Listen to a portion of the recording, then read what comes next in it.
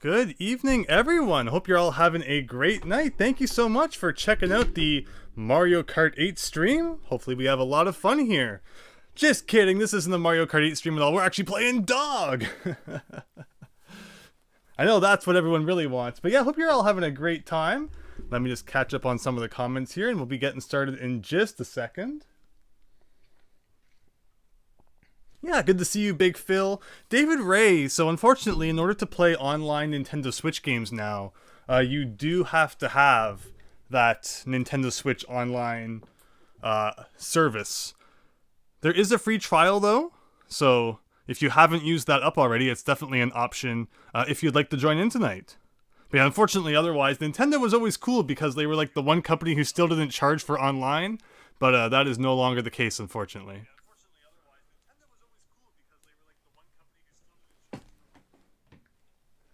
Yeast Bunny, great to see ya!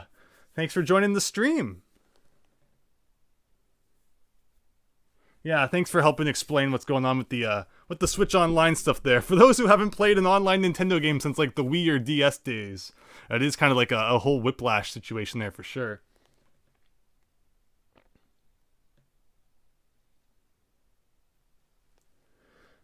Oh yeah, David Ray. So unfortunately, you know, it'd be really cool if you were able to join in. But I understand that situation as well. But yeah, did everyone get a chance to see my recent video with the really weird kind of shovelware Switch games? Like, this one was strange. This one was strange. Like, just what a... Oh, I pressed A. that conundrum you face every time you play a Nintendo game. You don't know if A is the jump button or B is the jump button anymore. But yeah, right? Like, this is just so strange. And it's just this for like 50 levels. I find it funny that they made mushrooms the enemy. Considering I think, you know, Mario has made mushroom like, you know, the thing you're supposed to collect, not the thing that's supposed to destroy you. But once we finish up the final level of Dog, which I know you're all just raring to see, that is when we will begin the Mario Kart stream. And again, you can join... oh my gosh! Suddenly I can no longer play 2D scrolling platformers. Remember, you can join in the Mario Kart stream tonight by entering my Switch friend code down, which you'll find in the comments down below. And then once I join in an online room, you'll be able to see that and join in as well.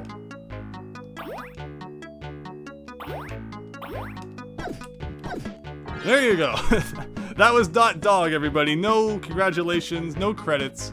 It just boots you back to the title screen. Definitely worth the 1 cent that we paid for it. Oh, David Ray, I understand. But thank you so much for checking out the stream. I appreciate that and hope you have a great night. You've been playing Minish Cap? Yeah, the Game Boy Advance games being on there is really great, huh? I've played a little bit of the e-reader levels. Everyone will know I love those. Cool to finally see the GBA and good old GB on there. But with that, I think we're going to start up the game.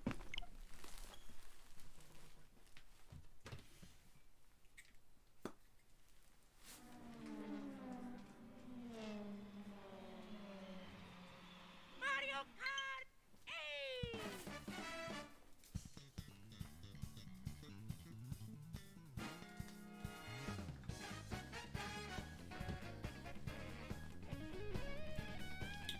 Just one more second here.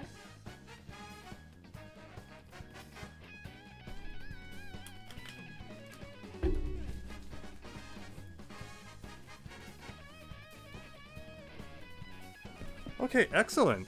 I saw that we got a friend request there, so let's go check that out. Let's see who that is from. We got a friend request from Spy M or Spim. I don't know if you're supposed to separate them there, but very nice. Thank you for the friend request. Playing lots of those retro apps there. Very nice. Nice job, Yeast Bunny. That is one of my favorite Let's Plays. I really enjoyed back in the day when I Let's Played all of the e-reader levels, back when they were not very easily accessible. I did that in like 2015, and I think it was 2017 when they originally came out on the Wii U eShop.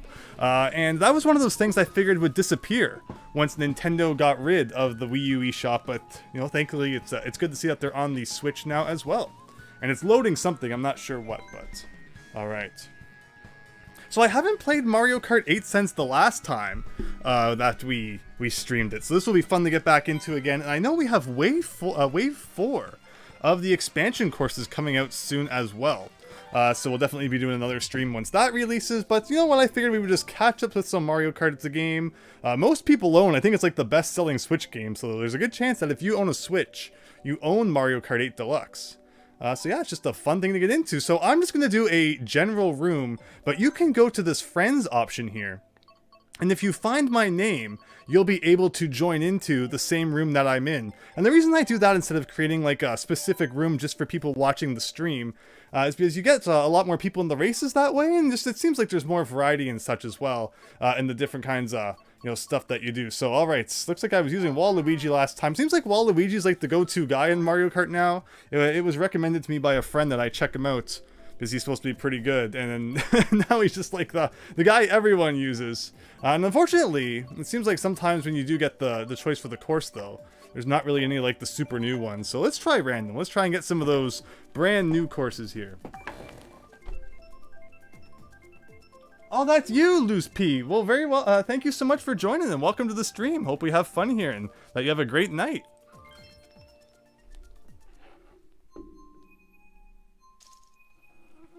Right, Yeast Bunny, because yeah, now it's not like it's even a thing you have to buy specifically. Like a lot more people can just try them out now without thinking of, dropping too much money on them, which is really cool. Yeah, I don't have the Wiggler cart yet, so if we unlock it, I'll definitely use it. But otherwise, here we go. I think A is accelerate. Oh, that silly Nintendo situation where like the A button is where like the circle button would be on the PlayStation. But then there's that whole PlayStation thing as well, where like originally circle was meant to be accept, and in many Japanese PS1 games and even some early North American PS1 games, circle is the accept button and the X button is like the cancel button. And then for whatever reason, it became more standard to have X be accept and circle be cancel, which when you think about it makes no sense. But it's a whole controller rabbit hole you can go down for sure. Anyway, this is one of the new courses, the Peach Circuit, the Peach's Castle here. And I remember this has some funky stuff going on at the end there. But I see a subscription. Thank you so much. Really hope you're having a great night and that you enjoyed the stream. And if you have the chance, please consider joining in our Mario Kart tonight. My friend code is down in the description. I'm going to have to adjust that volume probably, though. Always forget about the system sounds. Don't want anyone ears breaking from the old subscription sound. But always appreciate that. Thank you. And yeah, just hope we have some fun here. Pretty good actually.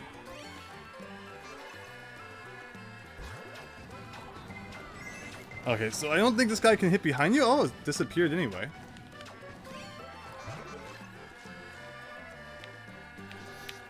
So I watched, I think it might have been like a YouTube short that came up. I don't watch too many YouTube shorts, but every once in a while one will catch my attention, and it was about in Mario Kart. If you have a coin as your in your item box, you should hang on to it until you get another item, because you can never hold two of the same item at the same time, meaning that the next item you get won't be a coin then.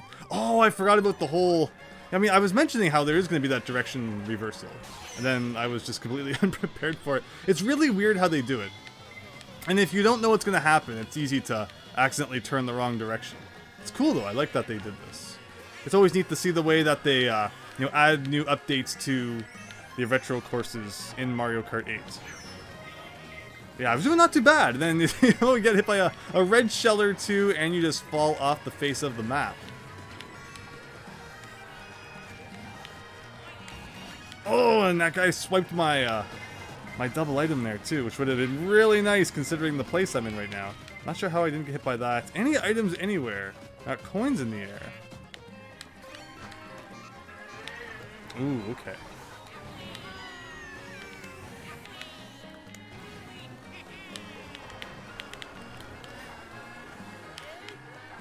Okay, I'll take third.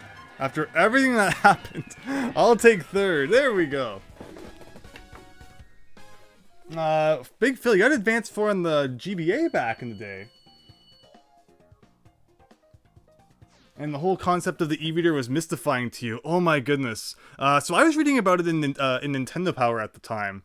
And I was just already excited to have Mario 3 on the go. Because I love Mario 3. Especially back then, you know, when it wasn't accessible everywhere. It was so neat to think that you'd be able to play it on the go. And then to hear that there was also going to be all new levels using the Mario 3 engine through this thing called the e-reader. Oh, I was so hyped. And getting the e-reader for Christmas is still one of my like favorite memories, one of my most anticipated gifts of all time. Because I was just so excited for more Mario 3 levels.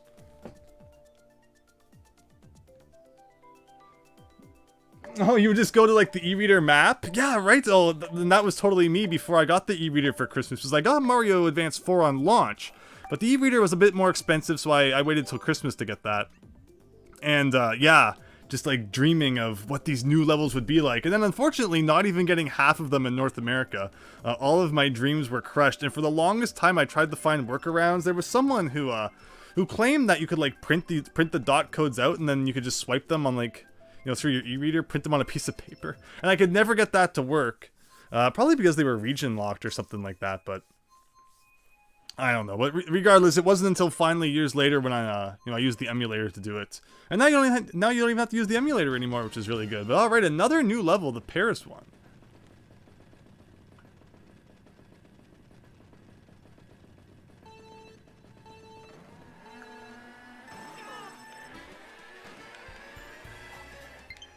Oh, another friend request. Thank you so much. I'll definitely be checking that out. So unfortunately, I can't pause in the middle of an online race. I'm sure you'll understand, but I will remember to get to that afterwards. Okay.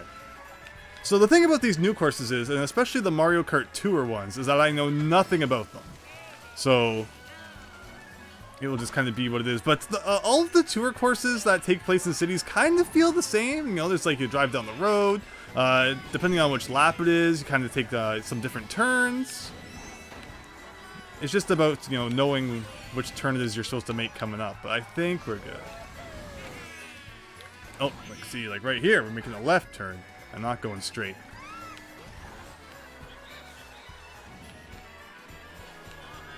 And as someone who has been to Paris, I can confirm that this is exactly what it looks like. No, the only place I've ever seen Mario Karts on the road is in Japan. They had this service where you could like rent a go-kart and a Mario themed costume like a Mario, Luigi, or a Yoshi, and then drive through the streets of Tokyo with it. It's like, that is really cool. But I think they were trying to put a stop to that or regulate it more or something like that, because I mean, you are on these like congested Tokyo streets in a go-kart in a country you've probably never driven in before, so you're driving on the left side of the road instead of the right.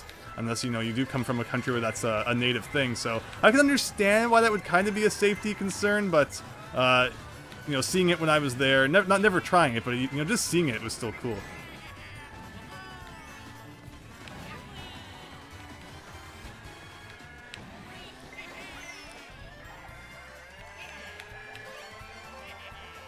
Alright, but where are we here? Let's see. Oh, darn it! The backwards red shell. Who throws a red shell backwards?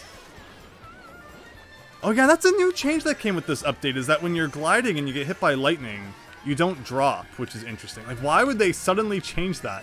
You know, like 5 years after Mario Kart 8 came out. Mario Kart 8 Deluxe. Yeah, just Mario Kart 8 in general. It came out in 2014. It's almost 10 years old, if you can believe it.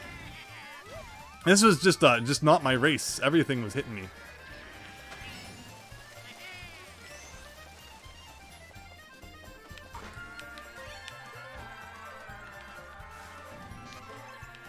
Alright, Bullet Bill, save us. Diego, welcome. Hope you're having a great night. Thanks for checking out the stream. Alright, Bullet Bill, cheapest item in town. Okay, so now I can go to my friends list here. And we can add the new request. I guess it's probably going to get to a point where I'm going to have to start deleting people, unfortunately. But alright, Scott, welcome. Thank you for the ad. Very good. Pokemon Home there. Don't forget, Pokemon Bank. You can only download it for like another month on the 3DS if you don't already have it. Ugh, it's so unfortunate that Nintendo's already getting rid of all that stuff. Alright, Yoshi Circuit, let's go.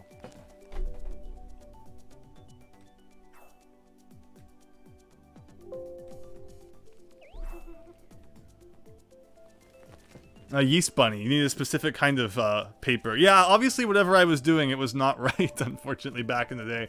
Plus, I would assume that there was a region thing going on, right? Because the cards were region locked, unfortunately. I remember one time I was like, oh, what if I buy the cards from Japan? And then Japan, the e-reader cards were a whole different beast, where you didn't just buy nice sets like you did in North America. In Japan, they came in random packs of 5. So it was much more of like a trading card system, where you probably end up with a lot of doubles, which would make you think there'd be a lot more Japanese e-reader cards out there, and yet, you know, on my trips to Japan, I've always looked in card stores for them, or of course in video game stores as well, and you just don't see e-reader cards out there. Same with North America, of course, you just don't really see them around here anymore either. I thankfully picked up quite a few when they weren't too hard to find. And I, of course, have, you know, all of the Mario Advance 4 ones that were released, except for freaking Airship's Revenge. Which, you know, Nintendo Power was a good source of information back in the day, but it did not tell me that that was going to be a Walmart exclusive. So instead, I pre-ordered it at freaking GameStop. It might not have been a Canadian thing anyway. So often, the US would get, like, promotions that Canada didn't. Ugh. But still, that's a better pre-order bonus than you get for stuff today. 50 extra lives in Sonic Lost World. Ugh.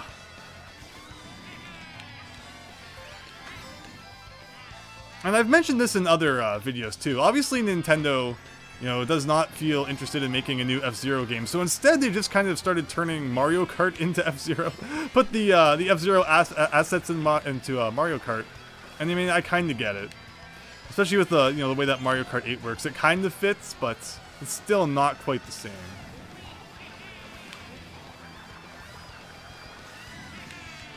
Oh, something blew me up. What?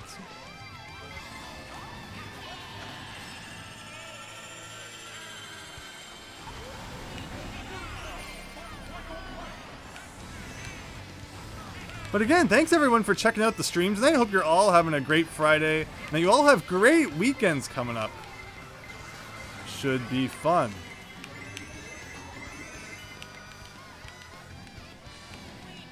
Alright, we're in 4th. We got Natalie in front of us here. And we got lots of mushrooms. You know, normally... How did I manage to fit through that smallest gap? Normally, you know, mushrooms are great, but sometimes you just want to kind of beat up on other people. And that's when you never have any items. Is that it? Oh, there's a whole bunch of stars coming up behind me. Okay, I'll take 4th. I'll take it. Retro course from a game that isn't even Mario Kart, Yeast Bunny. Yeah, Mario Kart is very much turning into Nintendo Kart. With the, you know, the characters that they add and the courses from different games and such.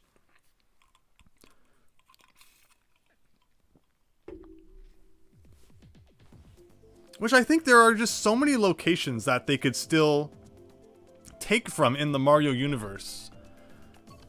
Like, you know, do a Paper Mario inspired course, or like something from the Mario and Luigi series. There's just so much, you know, the series is so vast that it would be awesome to see more inspiration from those other games. Instead of always kind of being the same thing, it feels. And the same goes for Smash Brothers, you know. Lately, you know, pretty much all of the DLC characters were third party. Where there's just still so many first party Nintendo characters that it'd be neat to see in there. And it's kind of sad that, you know, Smash Brothers has become, you know, so third party when all those other characters pretty much have their own fighting games already. Where Smash Brothers is like, you know, it's the Nintendo fighting game. And I want to see Nintendo characters in there more than... you know, pretty much any other characters. And if it was first-party characters, it was pretty much all Fire Emblem, I guess. Which, depending on how you feel about Fire Emblem, it was either, like, really awesome, or it was like, ugh, what's a blech?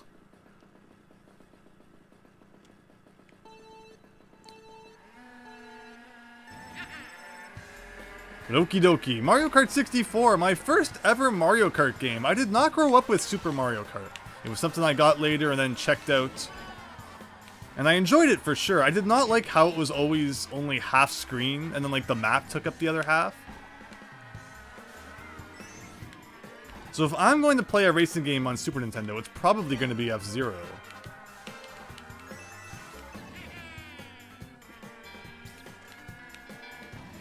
But the big blue music in Mario Kart 8 does slap for sure. And I hate that in this version you can't go and check out Princess Peach's castle. That was one of the coolest parts of this track on the N64, was that you could actually like go back there and just like mess around. N64 games always felt so mysterious. Like there was always, you know, parts of them that felt like there should be more to it than there really is, like that statue in the backyard of Peach's castle in Mario 64, or just being able to access the courtyard of Peach's castle in Mario Kart 64. It's like, yo, what if you like jump 40 times in front of it, honk your horn, throw a green shell, then you can go in the door or something like that. You know, that's the kind of rumor that the schoolyard would be all over. Alright, we're actually holding on to first place here somehow. And we got the good old horn, should someone try to destroy us with a blue shell. I know that quite a few people, I think, it looked like dropped out of this room in between the last race. So hopefully anyone who's looking to get into some online races here during the stream should be able to get in now. Remember that my friend code is down there should you wish to add it. And yeah, thanks for everyone who's checking it out. Hope you're, again, having a great Friday night. Okay, so when do I use this? It's like now, right? Very nice.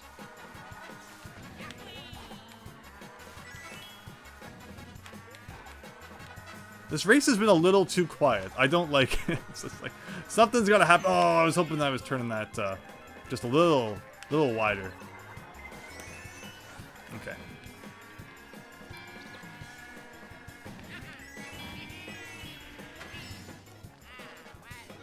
And again, all of your unlockables in this game are pretty much tied to coins, so it's good to just keep grabbing them. I think even when you're maxed out at 10, hopefully it still counts. Okay, like one more. No. Oh my goodness. Oh, he tries to get back here. No, forget. Ah! Ayo-chan, darn you. So close. Oh, Wet Dry World Yeast Bunny. Yeah, there's just that was a whole era. The N64, and you know, and then Game Boy was pretty much that era, that generation too. Just so many Game Boy and N64 games had like so many myths surrounding them back in the day. It was great. You know, Banjo-Kazooie's another one, especially because of the whole secret egg and key thing and the ice key. Oh my goodness, Waluigi Pinball. I don't know if we ever played it last time. One of the best DS courses though. I love Mario Kart DS. Such fond memories of playing that. First online Mario Kart, pretty much.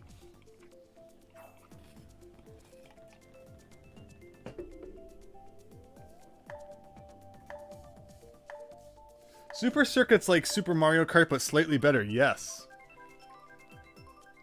Max Howard, when are we getting the .dog speedrun stream?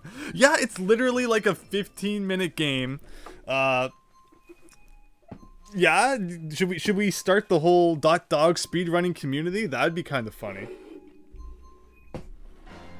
I can just see it now. All those, you know, Mario speedrunners, Zelda speedrunners, they're just gonna see the brilliance that is .dog, and suddenly, you know, abandon their old games for the new one. But yeah, isn't the eShop freaky? Like, there is just so much weird stuff on there. And I don't understand why the 3DS, not even the 3DS, the Switch eShop is so laggy, considering it's literally just like a bunch of rectangles. It doesn't seem like it should be that hard to load, and yet the Switch kind of really chugs when you first get on there. Ooh. For whatever reason, we're in a room with a lot of Japanese players. I mean, I guess it's like Saturday morning in Japan right now. What time is it? 9:41 here. So yeah, it's like 11:41 a.m. in Japan. So, you know, I guess that's when all the Japanese people decide it's time to play some Mario Kart 8 Deluxe online.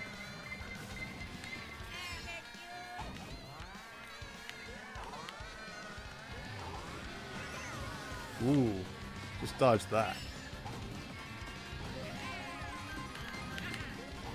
Do not hit my own banana, please. Whoa. Okay.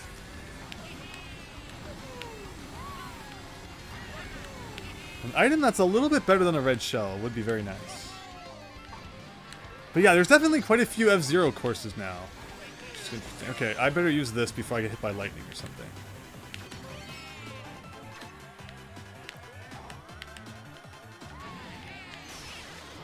Well, there's that lightning I was anticipating. Can I get that mushroom? Oh, no, he stole it. But I think he went off the edge as a result of it, so you know what? We'll take that as a win. So last Friday, I did that Pokemon Red stream. We beat the entirety of Pokemon Red at 3 times speed. It was a really absurd stream, but anyone who checked it out, I hope that you enjoyed that. It was a lot of fun. But okay, oh darn! I thought that was the finish line. These F-Zero tracks are always like one big long thing. That's becoming more and more common in recent Mario Kart. Which was the first Mario Kart to do that? Mario Kart 7? I want to say? Because there's no GameCube tracks that were like that. And there was no DS tracks that were like that. It was either a Mario Kart 7 or definitely, obviously, it's in Mario Kart 8. Oh, darn, Blue Shell. Evil.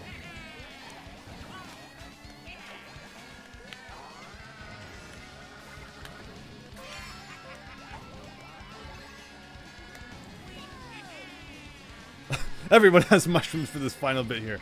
Ah, okay. Gotta get back into the groove of things. Ultimateness, welcome. Hope you're having a great night. Thanks for checking out the stream. If you wish, you can join in by adding my friend code down below, and which reminds me that we did get a request. Again, more F-Zero. Although Rainbow Road, even though that's an OG track, actually featured in the, on the cover art now of Deluxe. Alejandro, very nice. Thank you for the ad. Playing some Pokemon Home, some Game Boy Advance. Very, very cool. 50 hours of Mario Kart 8 Deluxe. Very nice. Well, Ultimateness. So that was you then. Very nice. You are now added. Thank you so much. Diego, eShop is shovelware paradise, which is just so strange, right? Like, you think Nintendo would have an option to, like, filter that out or something. Ugh, more F-Zero, wow. Who's picking the F-Zero tracks? Sandox. Have I transferred the Pokemon from Gen 1 all the way to Gen 8? So, I'm sure someone has figured it out by now, but of course my first instinct to respond to that question is to say that you cannot transfer Pokemon from Gen 2 onwards, so therefore the longest you'd be able to do it is Gen 3 and up. But I would bet that someone has probably figured out by this point how to do it, and thus would make me saying that's, incorrect. But no, I've never done it as a result of that. I mean, I guess if you could technically be talking about maybe, if you do it on the 3DS ones, then maybe that's different. Right, so yeah, so if we're talking using the Virtual Console games, then yes, it's a different story. But if we're talking like the OG Game Boy games, like that was such a bummer when Gen 3 came out. It was a huge thing when Gen 2 was released to be like, oh my gosh, I can take those Pokemon from my, red and blue and put them on the new game, which was unfortunate in the way as well, because I didn't realize as a kid that, I would teach those Pokemon certain moves and such and do stuff with them in the Game Boy, in Gold and Silver, which would then stop them from being able to be transferred back. So I taught my Charizard Fly in my Gold, and that meant that it got lost. Or sorry, that meant that I got stuck on my Gold. And then eventually, the battery in my Pokemon Gold died, so Charizard was lost forever. But that's just the way it goes. But it was really fun again playing Pokemon Red last week. It's the first time I played through like the entirety of Gen 1 on the, on an OG Game Boy cart in a long time. So it was really cool to get to do that with everyone. And yeah, we did it by training my single Pokemon. We trained the starter all the way through. And that was how we beat the Elite Four with a level 81 Charizard.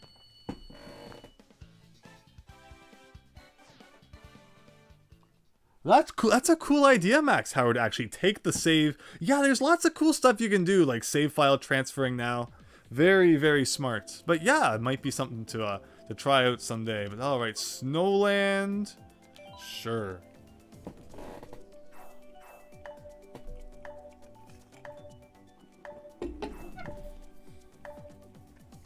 Alright, I gotta pick up my game here. Let's go.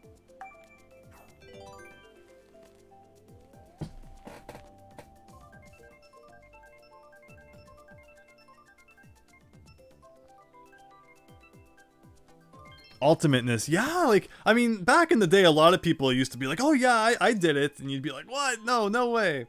Oh, Scott, welcome to the room. Spy M, welcome. Yeah, it's like, it feels like it should be possible, and it's silly that they didn't find some way to do it. But I guess that's where we're at. So that guy has a Pac-Man helmet. Neat. When I was in Japan, I actually played the Mario Kart kind of Pac-Man Namco crossover game, which, I mean, it's also in other places as well, but the place I played it most was there, which was kind of neat. When I did a homestay, there was one night where one of the sons of the family I was staying with had a tennis practice. And this tennis practice was on the roof of like a 6-story building that had a tennis court on top. And on one of the floors there was an arcade, so I went to it together with him. And you know, we got there a little bit ahead of time, so we went down to the arcade and we played some, you know, Mario Kart arcade game, and that was a lot of fun. So that's my fond memory in regards to that. But otherwise, I never really played it much on my own. So I just got to experience that a bit. But I think it has some unique tracks, right? So it's interesting that they never got adapted into, you know, they could have been DLC in Mario Kart 8, for example. Another fond memory I have in regards to that homestay was it was the last day, and I was packing up, and I had my tiny Japanese bed that they got from IKEA, Japanese IKEA, except they don't call it IKEA in Japan, it's IKEA in Japan because of how the vowels are pronounced. So it was this bed, and then underneath it had drawers that slid out, and it was just packed full of like all the retro games and different things I had bought. That was my first trip to Japan, so I also bought a Japanese 3DS with the you know, Great Ace Attorney games back then. You know, before it was ever even conceived that they would have a localization. I beat both of them on my Japanese 3DS. You know, before they ever even came out in English. And yeah, so I was just packing up all my stuff, and the son comes into the room, and I'm putting my AV Famicom of all things into my suitcase. And he's like, "Oh, what's that?" Oh, I wasn't even paying attention to the race. Just won the race. And you know, I explained to him, you know, it's like this game console from like 30 years ago. And he's like, "I want to play it." And what I had actually done is I had just bought another AV Famicom console. I didn't, you know, need the power cords and the AV and such because I had that at home. I just wanted another console to use once I got back to Canada.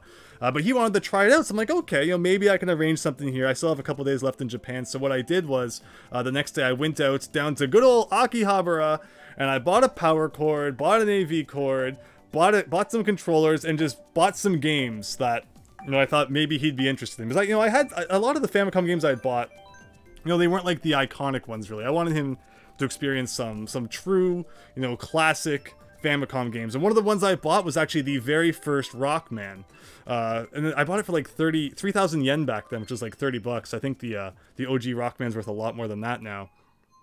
But, you know, because of him, I bought it. Otherwise, you know, maybe I'd be looking today like, oh, I wish I had bought that when I was in Japan. But, no, so we got, you know, I got all that set up.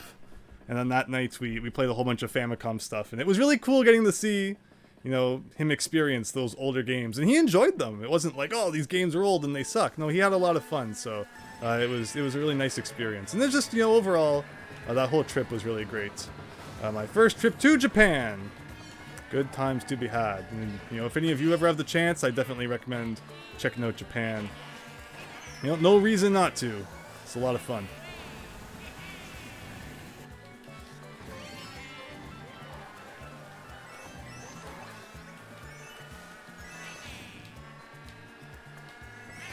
Alright. So yeah, I suddenly, talking about my trip to Japan, brought all of my Mario Kart skill back, which is kind of funny.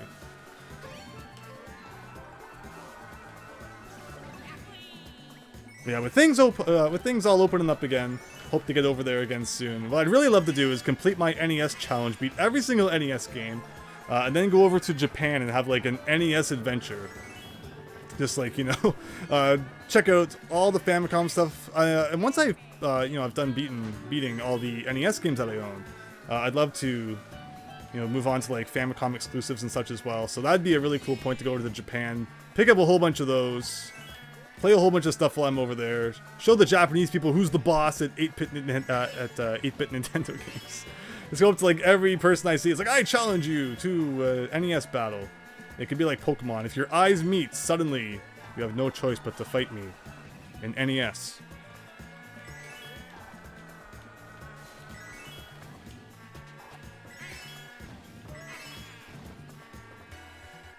But okay, again, somehow, again, I'm not sure how, I suddenly got really good at Mario Kart.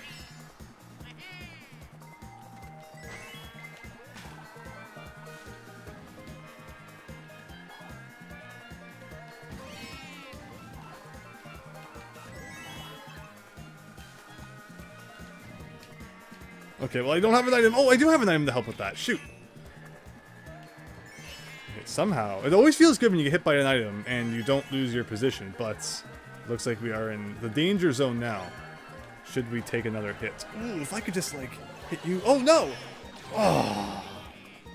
Oh, look at that! And he even, like, slowed down. He had the horn, too. Oh, if I could just pass this villager. Urgh. Ah, second, nice. Dylan, welcome to the stream. Hope you're doing well. RCFPG, welcome.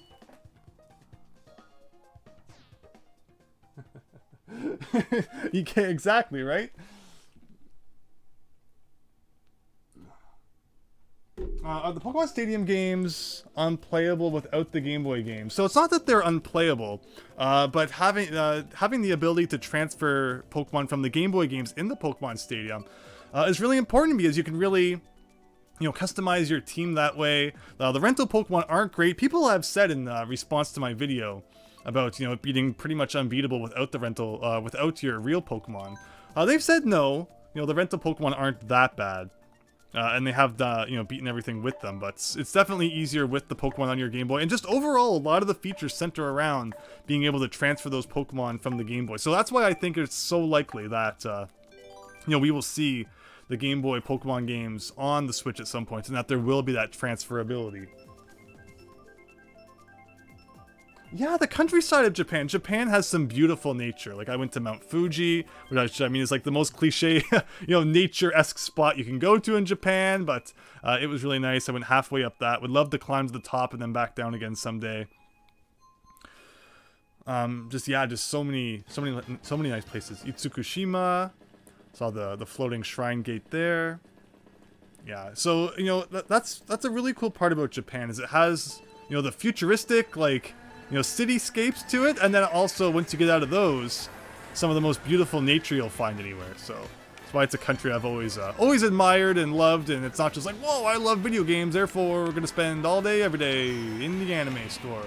No, it's like, no, I want to go there for a lot more reasons than that.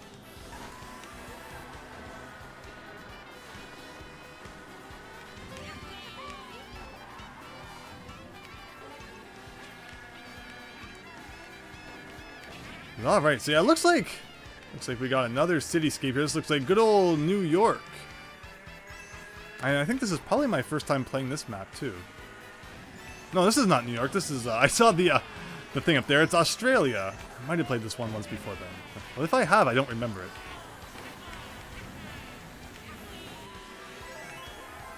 Yeah, they really just take, like, the most iconic thing from that place and plaster it everywhere. I've never been to Australia. Maybe someday.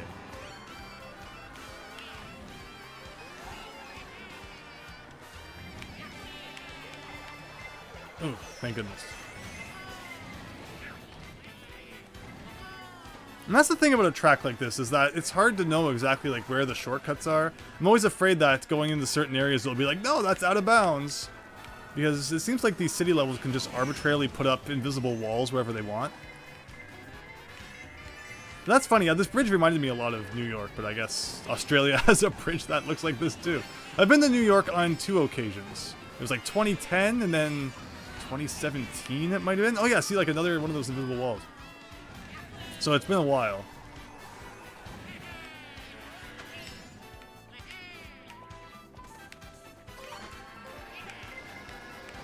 Ooh. But see, look, I stopped talking about Japan, and suddenly I can't play Mario Kart anymore.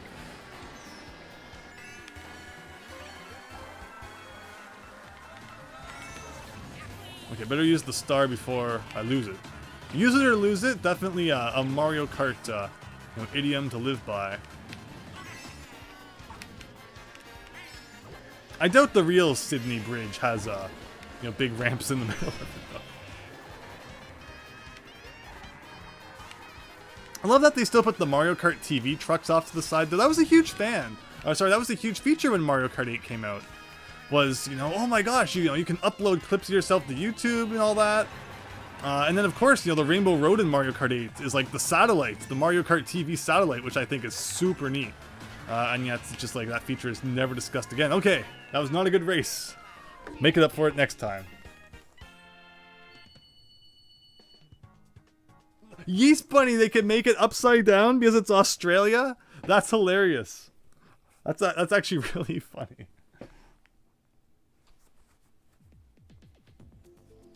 Yeah, Pokemon Stadium's minigames are really fun, and that's definitely one of the main things that you can enjoy with it without that Game Boy connectivity.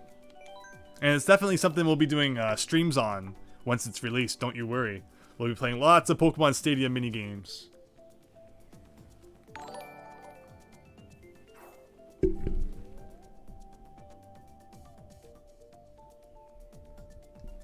Nolan, thank you so much for the subscription. Hope you're having a good night.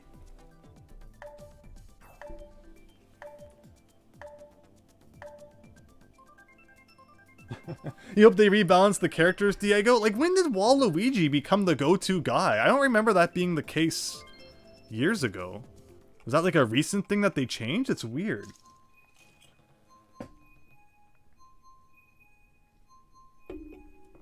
Yeast Bunny. So that was one of the possibilities I mentioned in my video. And I agree with you. I think that if the Pokemon games come out... Hey, it's Tokyo! No, speaking about Japan... coincidence. That's a good one. And that's of course the Tokyo Tower there. And oh my gosh, in Japanese promotional stuff or in the Japanese fiction, it always shows Mount Fuji as if it's like right next to Tokyo. You would think like, you know, the buildings end, you know, the city ends, and then like immediately Tokyo, or sorry, immediately Mount Fuji is like right beside it. Mount Fuji is actually a considerable distance from Tokyo, and only on days with like really good visibility can you see it. But no, you know, like right here, they would make you think that you can just see Mount Fuji all day, every day, and that is not true. And also the Tokyo Tower there, when I visited it, again in 2017, it was not very busy. Everyone instead goes to the Skytree now, pretty much. But, you know, it's still open, which is cool to see. I don't know if the Skytree is in the background. I haven't seen it. We'll see if we can point it out. But yeah, let me see what we got going on here. But yes, I agree, Yeast Bunny, again, that if they release the Pokemon games on the Switch, I think it will be like a $10 download. It's not just going to be given free with Nintendo Switch Online. Nintendo would not miss out on the opportunity to make some extra money off of Pokemon. Oh, there's the government building in the background with the kind of, you know, two things on top. Just like a generic pagoda. Pagodas remind me more of Kyoto than anything. Oh, is that the Skytree back there? There's the Skytree. There it is. So, oh, there's like the big poo, the big golden poo. Oh, there's the building on Odaiba. What is it, like the Fuji television, I think it is? Wow, this is like a blast from the past. And I'm sightseeing. I'm not even trying. And I just looked down and saw that I'm in first place. Whoops. There were some signs over there, kind of, you know, it gives you like an Akihabara vibe. Okay, well, I guess we accidentally won, even though I wasn't really paying attention. Whoops. Dylan, thank you so much. Yeah, the 20K really came out of nowhere. I've uploaded a couple of good videos lately that caught some attention. And to anyone who might be watching this who, you know, found my channel through those, thank you so much. I appreciate you sticking around. Then I uploaded that dumb eShop video, which probably scared everybody away. But, you know, I have some good stuff planned for the future, including a Pokemon video, which will be going up next week, about something that's unfortunately not such a happy topic. And something that everyone should be concerned about when you're buying retro Pokemon games. But, again, that will be a video for next week, probably. So, keep your eyes out for that. Diego, the big golden poo. Yeah, and like I said, I did that homestay, and one of the kids was, like, super into it. They were like, you know, they found it hilarious. But yeah, Japan is weird, for sure.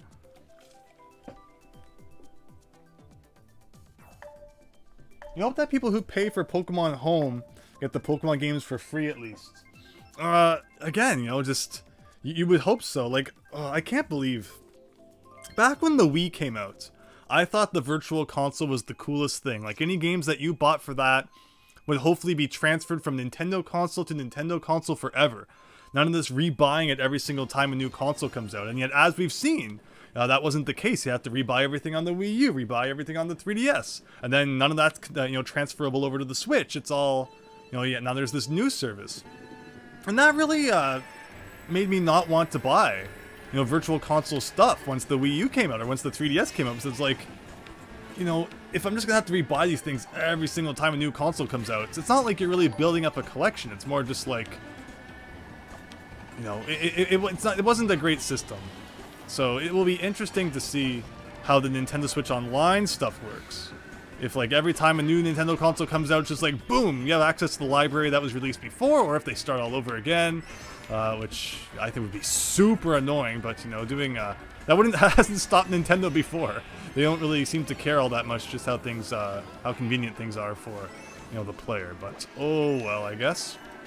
But thank you for the subscription again. Hope you're having a great night. Appreciate people stopping by and for subscribing.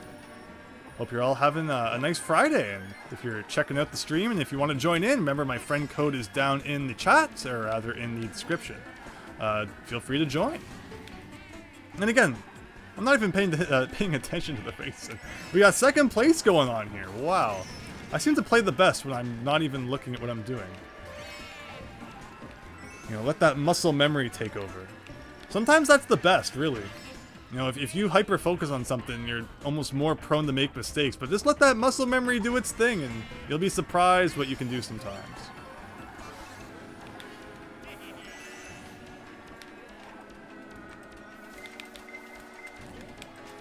Oh, I did it! I did it! I actually got that red shell stuck on the corner. I am so impressed with myself. How did that person even get hurt?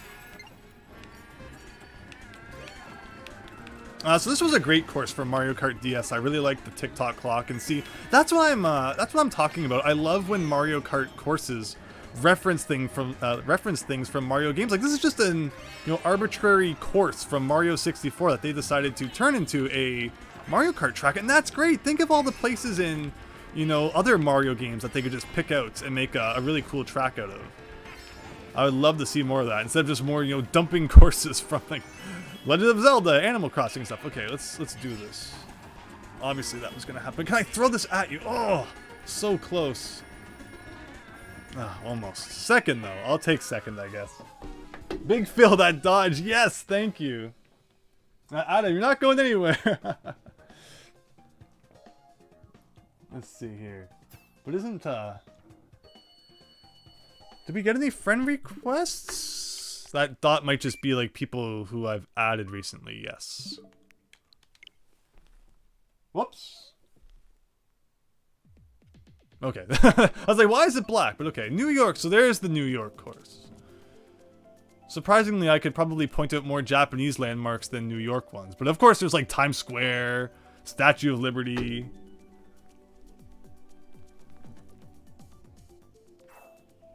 Dylan, will I ever consider doing more videos with Miles Luigi? I was actually chatting to him recently. I'd love to do more stuff with Miles Luigi. We were hoping to, you know, catch up and have a talk in the near future, or rather, you know, anytime really, because it's been a while since we've done so. I even said, you know, if you're available, you're welcome to co-commentate on this stream, but unfortunately, you know, things didn't work out in that regard. But I foresee us doing more stuff in the future. But yeah, he's been busy, as we all are these days. Things are kind of crazy in the world, and you know, it's always not always easy lining up times to do stuff. Adam, welcome. Thank you so much. Hope you're having a great night. Thanks for checking out the stream. You feel like Nintendo actively hates the Mario RPGs? Yeah, we'll probably get a color splash course before we get like a, you know, classic Mario Kart course. Yeah, if we got any Mario Kart references, or sorry, Paper Mario references in Mario Kart, it would definitely be from like Sticker Star or something. It wouldn't be from the ones that people fondly, you know, remember today. Well, that was an interesting throw. Christian, welcome! Hope you're having a great night. Thank you for joining the stream. But I will have to take you down, so I apologize for that in advance.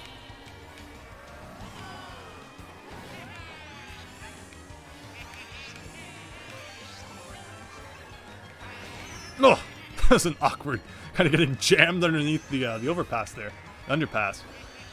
All right, we got Beba. We got. All right, Leanne, you're going down. I don't even know who I just hit, but I hit them.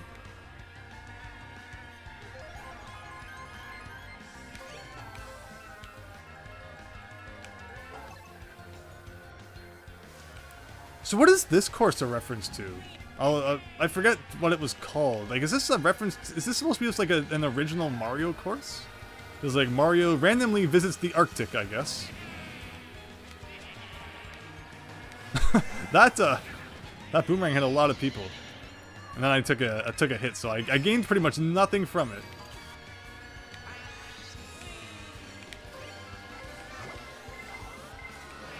All I hear this whole race is just the beeping of an item coming up behind me.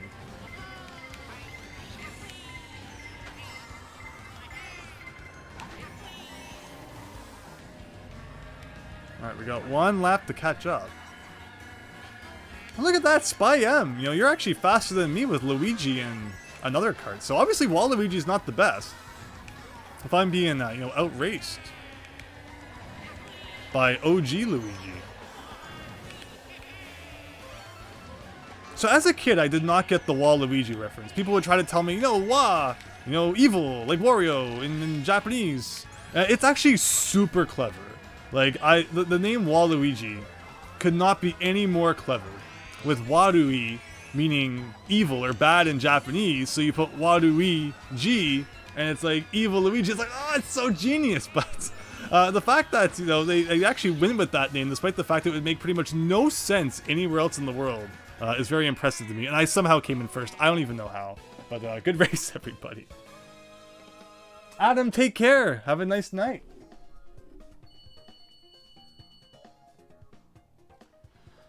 Dylan, what's my favorite Paper Mario game? It's definitely a toss-up between the first two, although I did have a lot of fun with Paper Mario, Super Paper Mario when it first came out.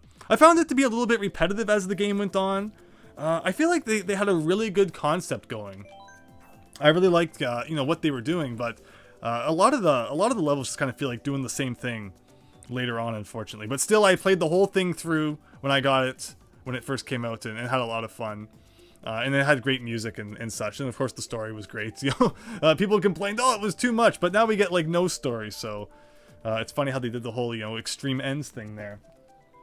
Christian, I have no idea, and I apologize. But in terms of favorite Paper Mario, like, I love the first one. I love the second one. I'll go with the second one. Just because it took what the first Paper Mario did and just, you know, pretty much improved on it in so many ways. And I love Rogueport. I love the kind of dark edge that Paper Mario 2 has.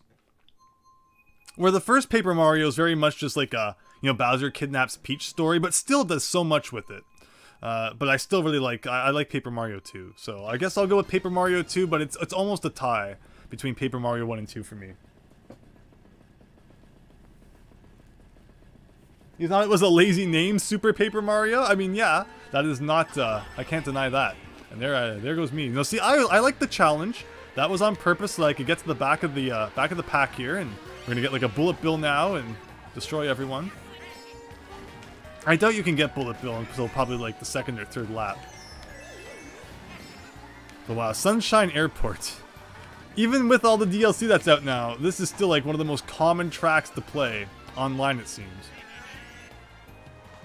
Oh, just kind of missed with that bomb, but okay. Oh, still hit someone.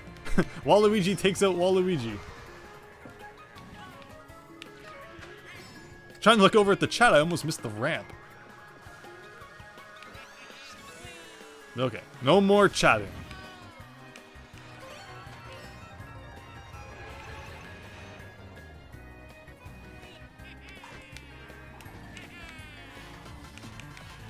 I wanted that mushroom, instead I jumped over it. If I hit a blue shell with my star, I wonder if it like cancels it. That'd be funny. I doubt it, but it would be funny if that happened. I mean, of course I don't want it to cancel either. If it goes and takes out the person in first, no skin off my back.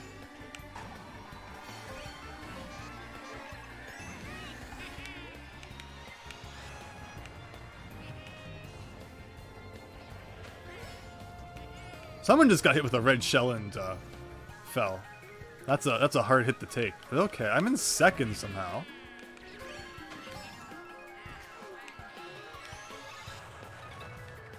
I did not actually mean to throw that, but I did anyway. It did hit them. Who is it? It's Ao-chan again.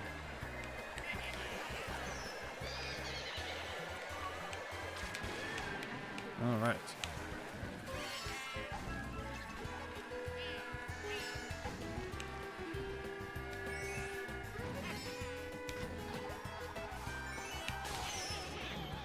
Ooh. Good thing that happened when it did, though. You know, it's always nice to have a speed boost right after you get hit by lightning there. Ugh, okay.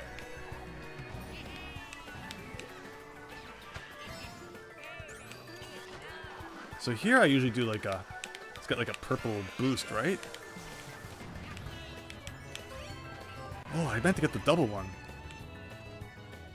Christian! Oh, I don't want to take you out, Christian. I want to take out Ao-chan.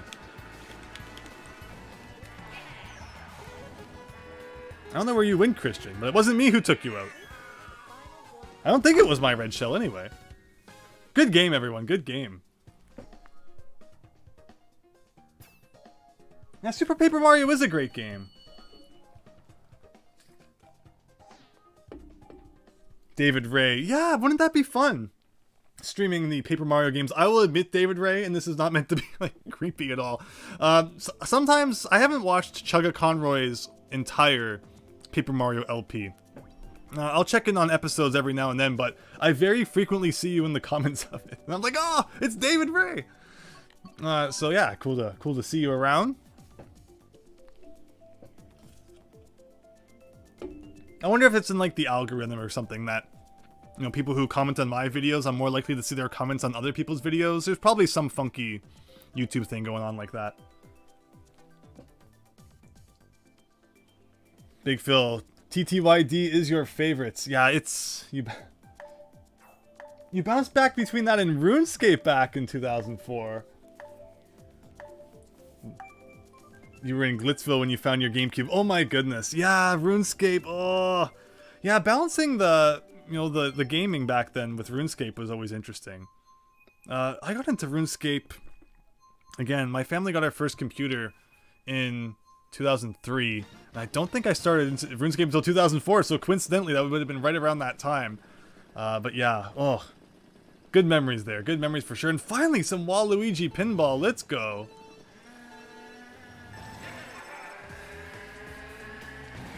Yeah, it's always fun going back to a game, you know, years later and seeing where you were. The problem is, though, is that usually I just have to start a new game anyway. I've done it before with Wind Waker, for example. You know, take like a year away from it, go back to it, and you just can't pick it up and play it again. It's like, which islands did I explore? Which treasures did I find? As someone who, you know, tries to get everything, it's not like, okay, let's just, you know, return to the story and do that. No, I need to remember exactly what it was. You know, I was in search of when I last stopped playing, so it's usually just easier for me to just start the game again from scratch. Okay, so Piranha Man does get shells from behind you. Cool. Very nice.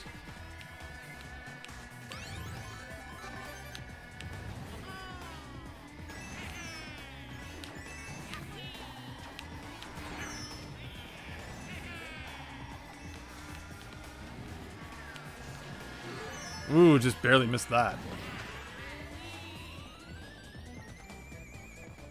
Geese Bunny, you still need to finish Paper Mario 64. They are just such great games to play together.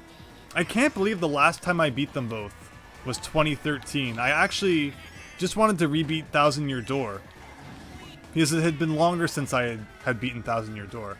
And then I had so much fun with that immediately after I beat the original Paper Mario. So I did it backwards, but, you know, it's not like I hadn't played them both before, so you know, I knew what was going to happen. But just both great games. Great games.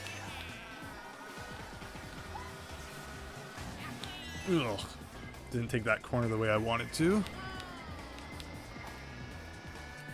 Alright, only the second lap. I've made comebacks before.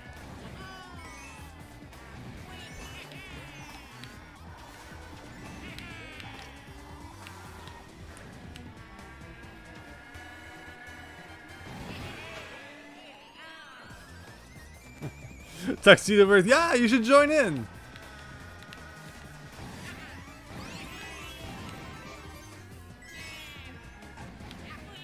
Oh, you hit by a boomerang in that last race, Christian. Ugh. Yeah, not sure where that came from then. Oh, this one corner always trips me up. Just a matter of practicing and getting good at it, I guess.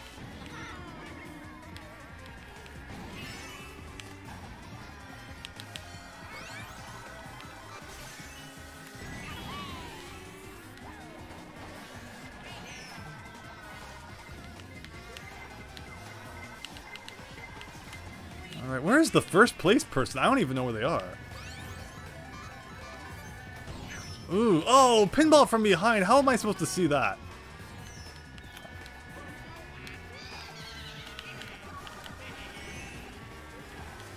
Oh, that's right. I forgot that my own fireballs could hurt me. Whoops. Okay, well. Somehow we came in 8th, but that's what happens, I guess.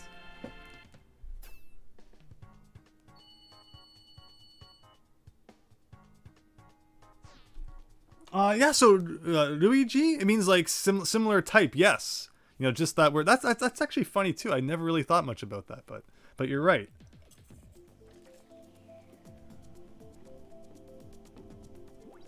Waluigi's Wiggler Kart is now the Funky Kong Flame Runner of Mario Kart 8 Deluxe.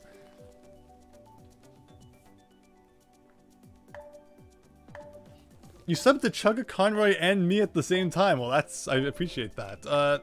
Like, we did TikTok Clock, which I would normally choose, but I want to see some more DLC courses.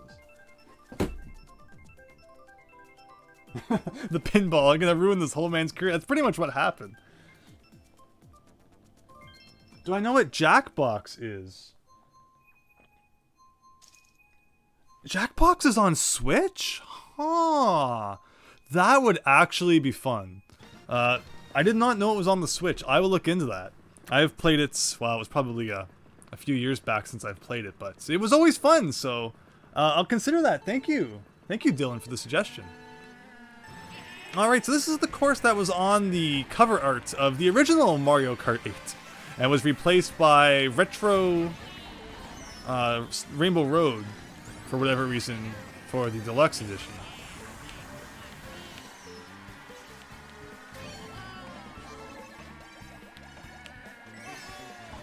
So how do they ever release a Mario Kart 9? It's just impossible. If they go back to, like, you know, Mario Kart 9, and it's just like 32 tracks again, like, how many tracks are going to be in Mario Kart 8 Deluxe by the end of it? Like 96 or something? Like, you know, people are going to feel like they're getting ripped off. You know, for the longest time, Mario Kart only had 16 tracks up to, no, yeah, it was the DS one that introduced the retro courses. And what I really liked in the DS one where, you know, the first track of each retro cup was from the SNES game, and then 64, and then Game Boy Advance, and then GameCube. I really thought that was a cool way that they did it. I've heard people complain though that, you know, the Game Boy Advance one and the SNES tracks are just too basic for, you know, a 3D Mario Kart game. And I mean, I kind of get where they're coming from there, but I just thought it was so neat back in the day. It didn't really bother me. There's no real system to which retro tracks they put in anymore, though. It's just like, throw them all into a blender, see what comes out. Okay, I don't know what I can do about this, so yeah. There we go. I think you can dodge blue shells with like a really well-timed turbo boost. I might have done it once on the GameCube.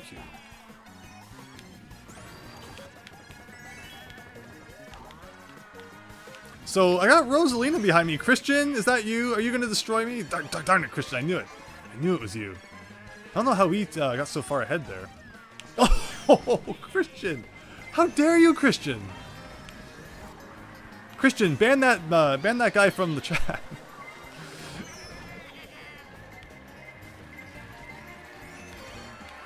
Ban yourself.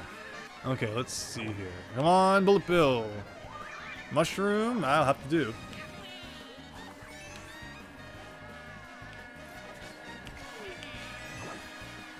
Christian, you did all that to me and you ended up coming in one spot ahead. Christian, if you were going to take me out, you had to at least come in first. Christian woke up and chose violence. Exactly. Darn it, Christian.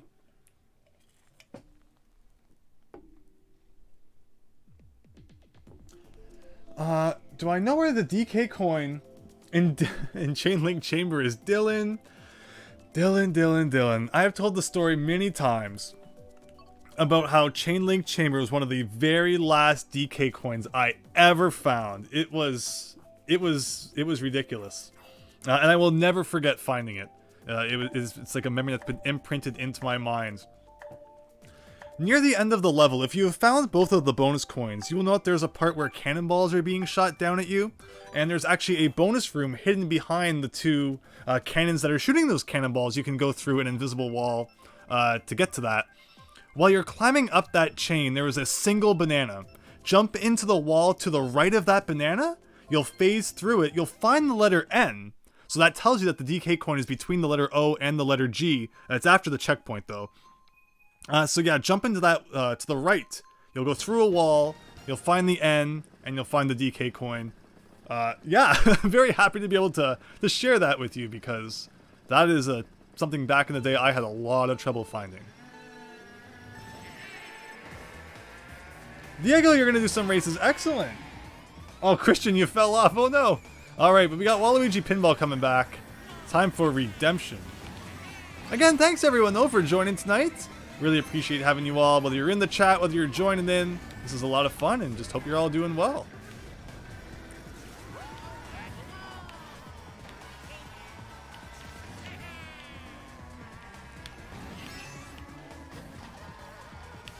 So, I don't remember which courses were announced for Wave 4 of the Mario Kart 8 Deluxe. As the Mario Kart 8 Deluxe Wave 4 came on right after Professor Layton 7 was announced. And if you watched my reaction stream, my jaw was just like dropped. I was in awe. And it wasn't until a couple of minutes later that I regained consciousness. So I kind of missed the Mario Kart announcement. See, you hang on to that red shell for too long and you lose it. So I need to go back and check that out again, but let's hope for some good. That is not fair. I was in the pinball launcher there.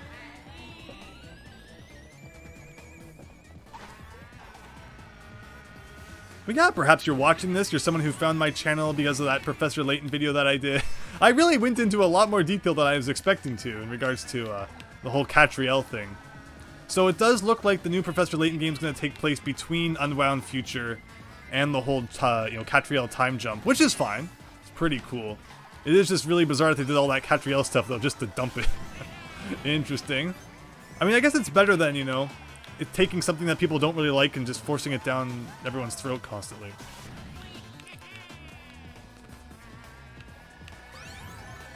Alright, come on, pinballs. No. Okay, we did it. Oh, hey. This is not the way I wanted to use these mushrooms, but better than crashing, I guess. Ooh. Oh, can't even nudge them. Yeah, the Game Boy announcements were awesome. And it's something that, it's always been rumored, but I mean, it's an easy rumor to come up with, right? It's like when people,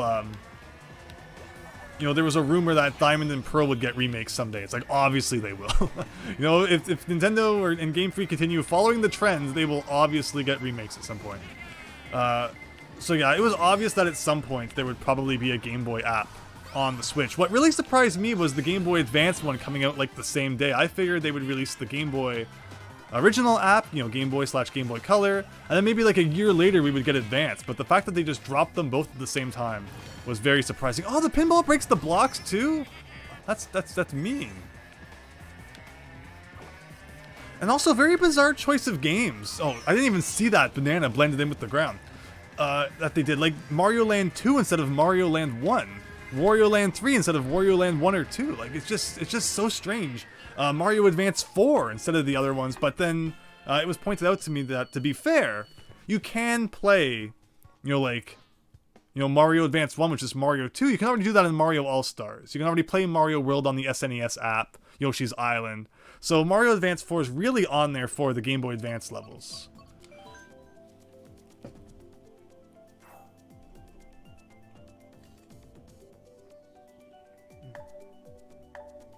Bramble Scramble when you have to jump through the random bramble? Exactly. Another one I had trouble with was Ghostly Grove, the first level of World 5. That one took me a while to find as well, because it's really arbitrary what you have to do to get it.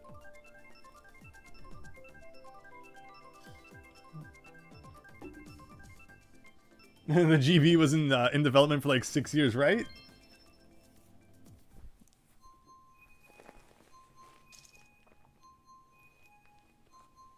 Yeah, Super Mario Advance 3, you get one extra level in each world. Mario Advance 2, in terms of additions, I like that it keeps track of which levels you found all the dragon coins in.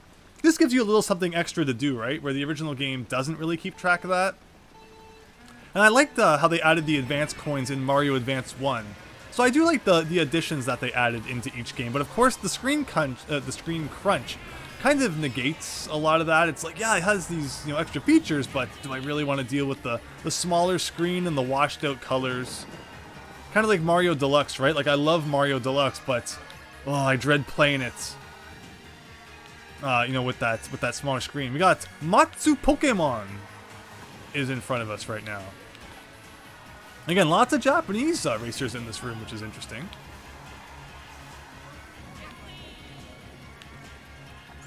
I remember playing this track before, and the kart that I was choosing, I guess, just did not have good traction, as I would slide everywhere. Oh, I thought I had the mushroom first. But no, Waluigi seems to have this down pretty well. Again, trying to look over at the chat. I need to orient my my laptop better so I can glance at it quicker. Oh, I pressed the L button to try and get the shell out, but it did not happen in time. So, what's the story behind this Neo Bowser City? That's what I want to know. Like, if this was a location from an actual Mario game, that would be so cool.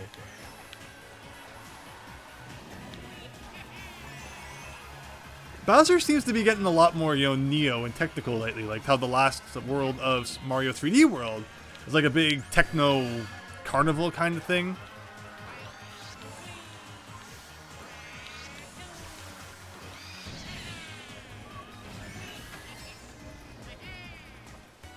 Right, one more lap.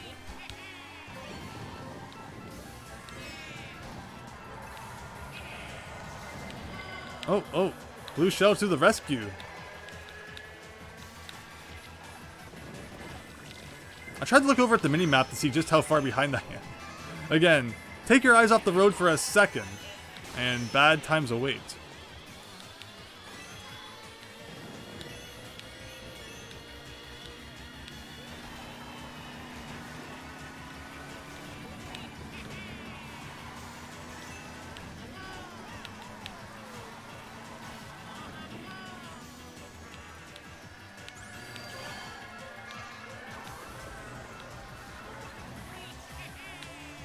Hey, it's coffee! Likes it so much he named himself after it. Okay, second. I guess I'll take second. Whew!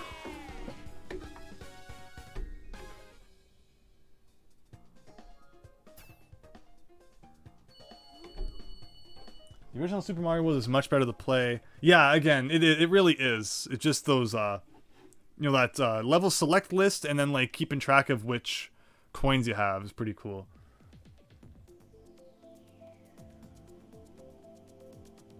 Yeah, Mario Advance 1. I think there's like an extra mushroom in each stage too, so it's neat in that regard. But yeah, Mario Advance 4 is definitely the most interesting one because of the e-reader levels. So I appreciate Nintendo, not forgetting about that and continuing to release it on their new consoles.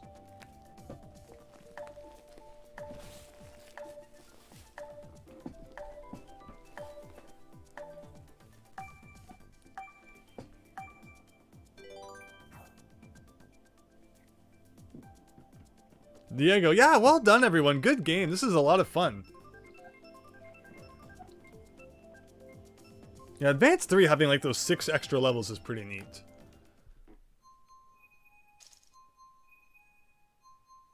Dylan, thanks so much for checking it out. Hope you have a great night. Or if you're back, we'll see you soon. Why don't we have the All-Stars version? Oh, friend requests. I'll have to check that out soon. Yeah, so the All-Stars version of Mario World. You get the different Luigi sprites when you're doing multiplayer.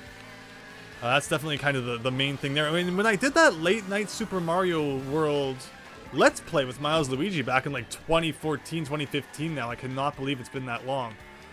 We played that version so that he could have that different sprite. Yeah, there's nothing more disappointing than like in Mario 3, where the multiplayer sprite is just like exactly the same as Mario but recolored. So it's really cool that they changed that in the All-Stars version, considering no one probably would have cared if they didn't. So it was just like extra effort that they decided to put in for the sake of it.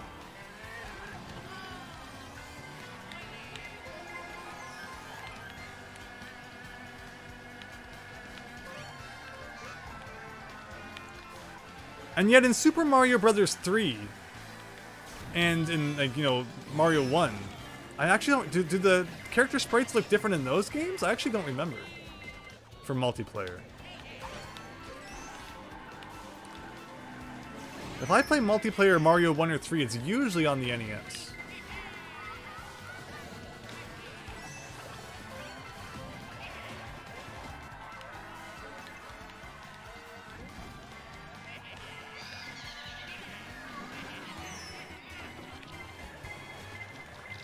Super Stefan Maker, welcome! Hope you're having a great night. Thank you so much for checking out the stream.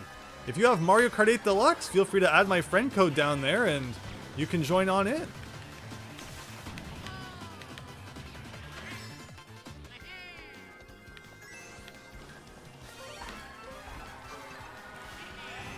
Alright, well, we have a lot of ground to make up here. Oh, I was really... Oh, and then I even hit myself. I was really hoping to get like another boost item to complete my my trip through the grass, but it didn't work. My plan failed. Oh, you were the one who friend requested. Well, this is a perfect time to go check that out then. Very nice. Friend requests. We got Stefan. Hello. You've played 180 hours of SNES, 235 of NES, 135 of Mario Kart. Very, very cool. Thank you for the request. Hope you're having, again, a great night and hope you have fun. Remember, everyone, to stick around for the .dog live stream, followed by some NOS.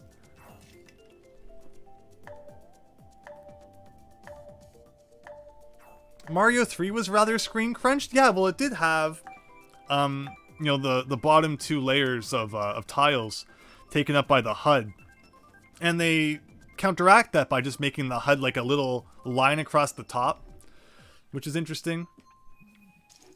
So yeah, it's definitely not as bad. Oh, I gotta see your time in Minecraft? We'll check that out after.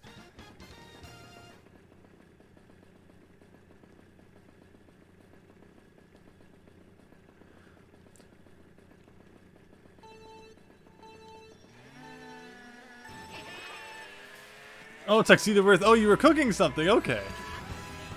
You know what? We're all here just for fun. This isn't the Mario Kart 8 World Championships. If you lose a race, the floor literally opens up beneath you and swallows you whole. I'm much more of a, you know, play for fun kind of gamer. And not so much like the esports, every match could be your last, you know, serious type. If they had more like retro gaming competitions though, I would not be against that. There need to be more NES game tournaments. I would enter those.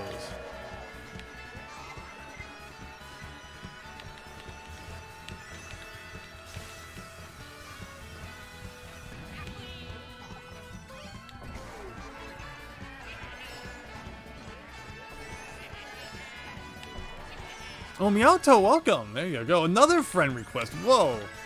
All these requests tonight. Thank you, everyone. Again, hope you're having fun.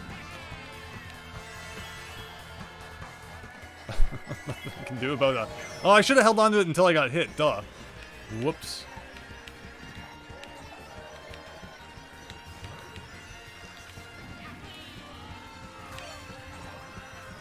Ooh, can I line everyone up? Oh, so close. I think I actually did hit a couple people though with it. Oh, I tried to throw it back. Just not soon enough. I like this course though. This is cool. I always like Rainbow Roads. This was a Rainbow Road that wasn't so great in the original, but they definitely spruced it up a bit for this game, which is nice. Okay, can I not get hit by a red shell, please? Oh. Well, that was the end? Oh! For some reason, I thought there was another lap. That's the problem when it's just one big long track, I guess. Okay, we gotta see your time in Minecraft. You know what? Ask and you shall receive. Question is, where are you now? Okay, Stefan. You have played how much Minecraft?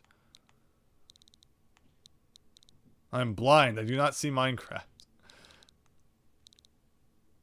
I really don't.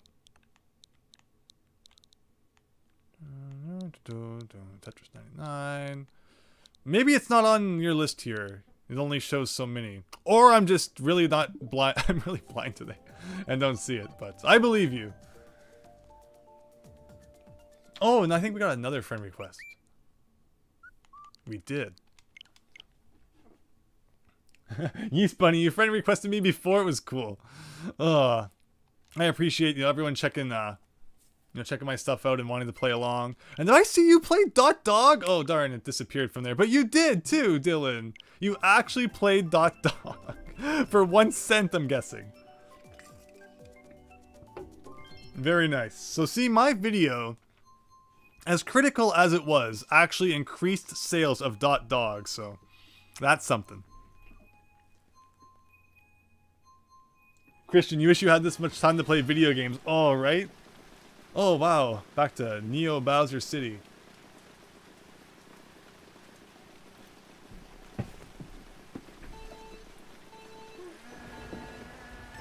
Dylan, it's pathetic. Yeah, it's really... my video doesn't even do it justice. You have to check it out for yourself. So, appreciate that you saw that and wanted to give it a try.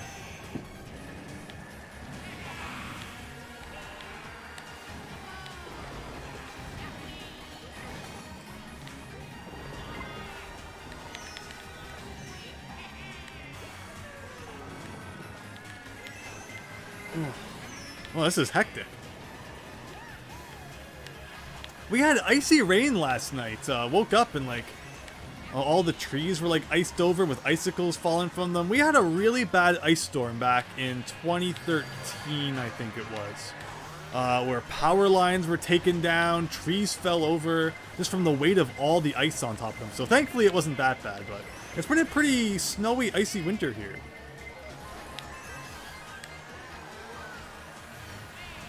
I'm much more of a warm weather person, so I'm just alright, counting down the days until, we can get out there and not freeze again.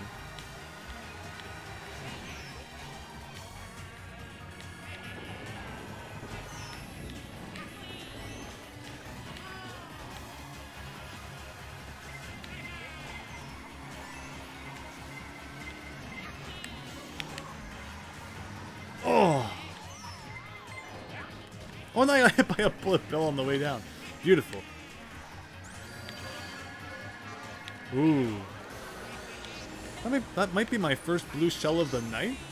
Doesn't really matter who throws it, as long as someone does. And I'm not in first when it gets thrown.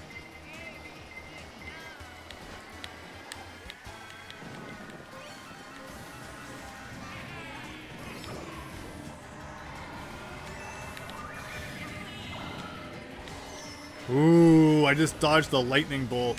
That will help.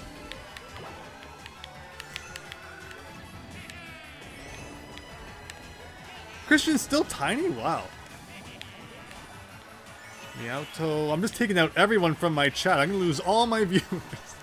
I apologize.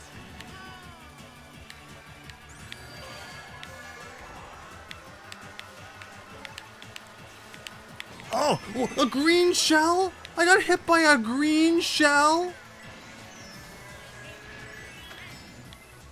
That's embarrassing. Good race, everyone, though. Good race.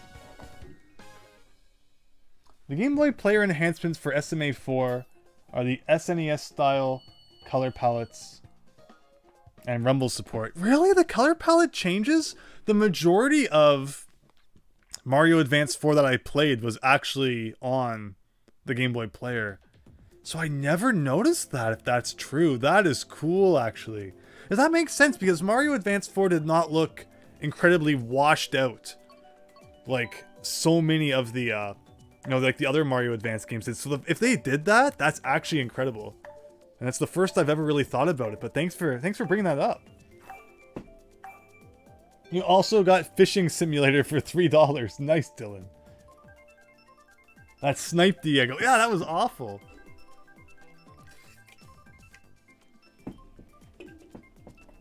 Super Stephen Maker, it was 2,960 hours that you played Minecraft. That's great. I'm surprised it doesn't reach a point where it's just like this person has played this game for a really long freaking time and stops counting. Because yeah, there's not really like a logbook app on the Switch like there was on the 3DS or on the Wii U. And I personally kind of like that because it was really stressful seeing like average playtime. And then being afraid to like only play it for a few minutes and like drop your average play time or something like that. I don't know. I don't personally need a logbook to tell me how long I've played a game. Like, it's kind of interesting, but also it's not a feature I really need. Or I know there's a lot of people kind of unhappy with the way that the Switch doesn't have that dedicated app. So I mean, you know, even if I don't really like it, I guess it's good if that sort of thing is there for those who do want it.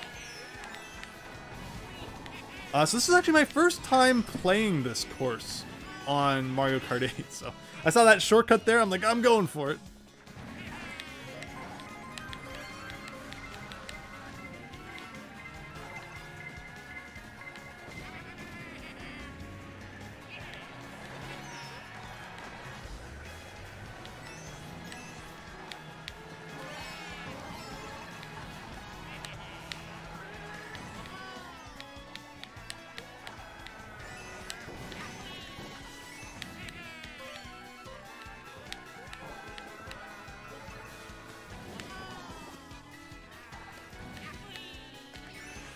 Alright, Christian, I'm coming for you. As long as this bullet bill doesn't take me out. There he goes, okay. Oh, yes. Finally.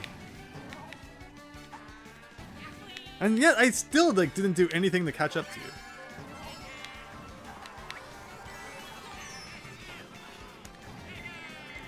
Where did Rosalina go? Oh, that's the worst. I had my mushrooms ready for the shortcut coming up. Can we get him back? No. Oh, I thought that was someone passing me, so I wasted the red shell for nothing.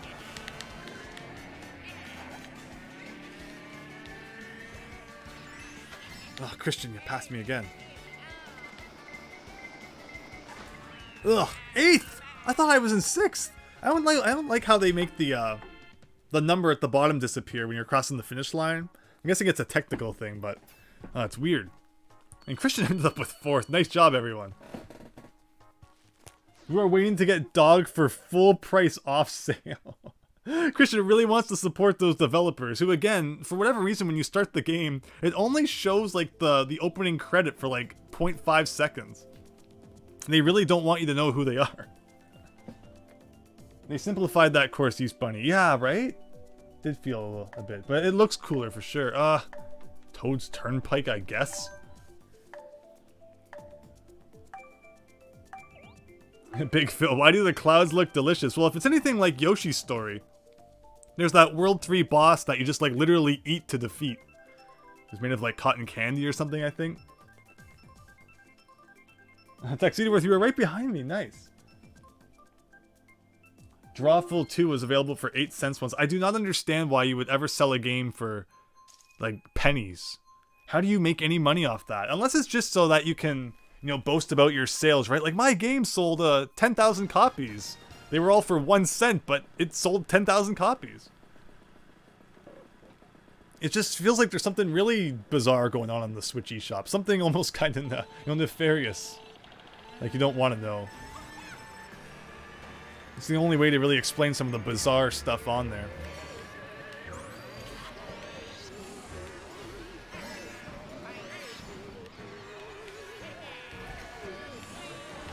I see Tuxedo Worth.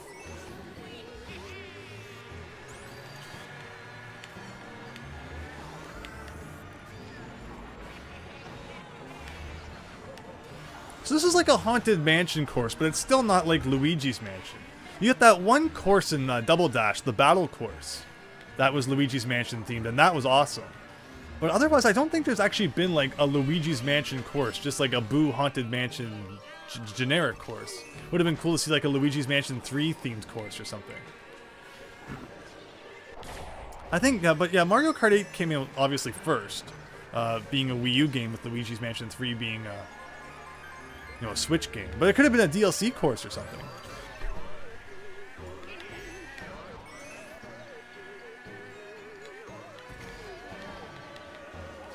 This room here almost reminds me more of like Harry Potter or something. Uh-oh. We're entering the forbidden section of the library. I beat the first... I beat Chamber of Secrets on PlayStation 1 back in the day. I had a friend who rented... I don't know if they rented or if they bought Chamber of Secrets on the GameCube. I was like, wow, that looks great. But I didn't have the money for it at the time, so I was actually at Blockbuster. And they were selling off old PS1 games. And there was Chamber of Secrets on PS1s. I was like, oh man, that's great. I can just play it on the PS1. And they are very different games. The PlayStation ones are very, low quality and just still, they don't have the content of the obviously, the more modern consoles of the time. But I still had a lot of fun with it. And then later on, we did go back and beat Harry Potter 1 and 2 on the GameCube, which was pretty cool. They're fun games.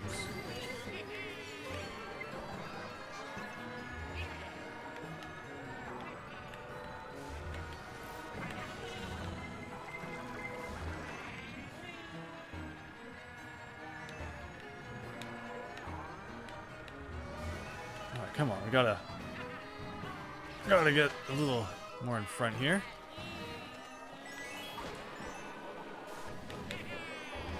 Oh my god, I was going to use this as like a shortcut at the front, but of course not.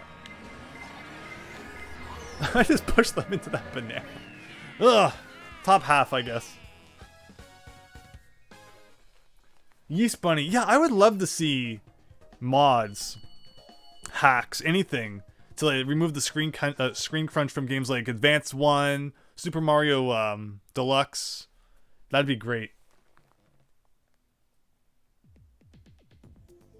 Big Phil, I'm probably onto something, right? Like, it's just like the sales number is like the only thing they care about. It feels like that. Why else would you sell something for 1 cent? There's no way you're making money off that sale.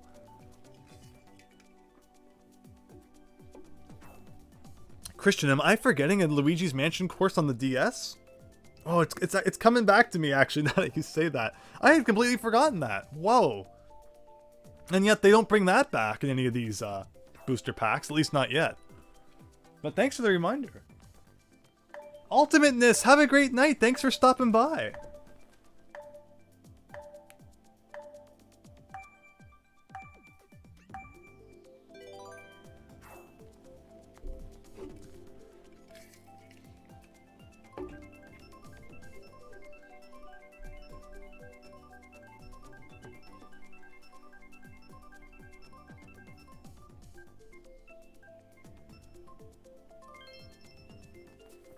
But yeah, exactly, Big Phil. That's exactly it. So it can be like, oh yeah, this is a bestseller, get up there, and then people will think they're buying a good game when it's not. But like literally the description was dog, dog, dog. How much more do you need to read to know that it is a very lazily put together game? It doesn't even have a title screen. It's literally just like start and options. It doesn't even tell you what game you're playing. And that's why I made that video about the eShop, just because there is something kind of cursed feeling about exploring the shop and playing the games that you find there. It's just it's so bizarre. Like, I'm not someone to really play mobile games, right? Like, I'm guessing if you go to the App Store on your phone, you'll download a lot of games that feel like that too.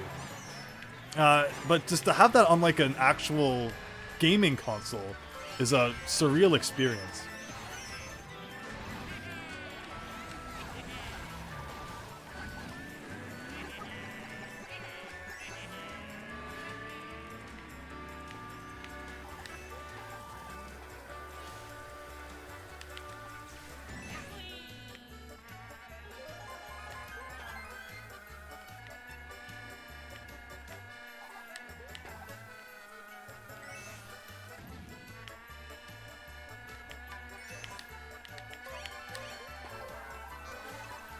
Alright, well I might as well use this now.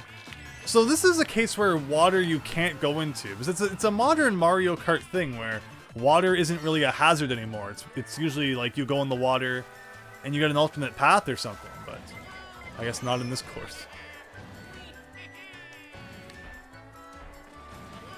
Oh, there's a ramp I could have used. Again, this is another one I'm not too familiar with. Not having played Mario Kart Tour.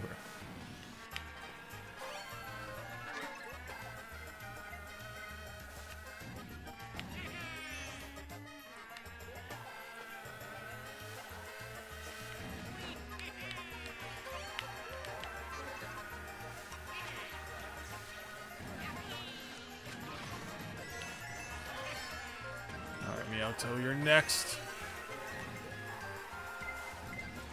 Oh, my mushroom right before the shortcut. How dare you?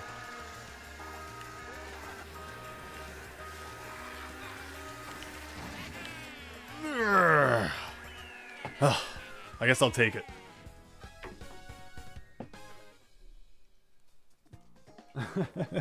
Big Phil, definitely a lack of quality assurance. Because that's right too. I considered that, you know, Nintendo's probably supposed to get a cut of your sales. I don't know how that works if they sell it for 1 cent.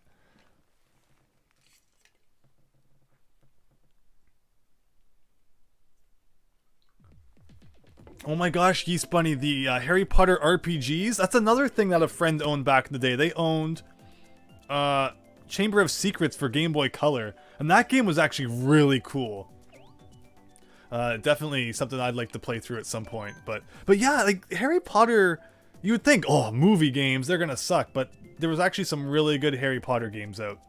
And it's funny how they were all different depending on the console. And there's not really one console where they particularly sucked. Like, even though I played Chamber of Secrets on the PS1, and I realized it wasn't the same as the GameCube one I had tried previously, I still had fun with it. That was you, Tuxedo Worth? Darn it.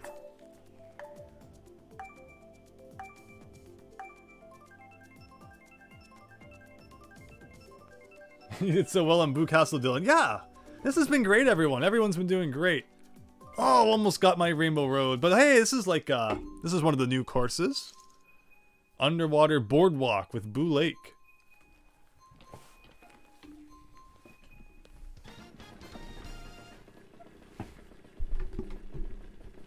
But yeah, the next Switch game I'm looking forward to is definitely the Mega Man Battle Network Legacy Collection. And I will likely be streaming that all day when it comes out, so if you're available, get ready for that.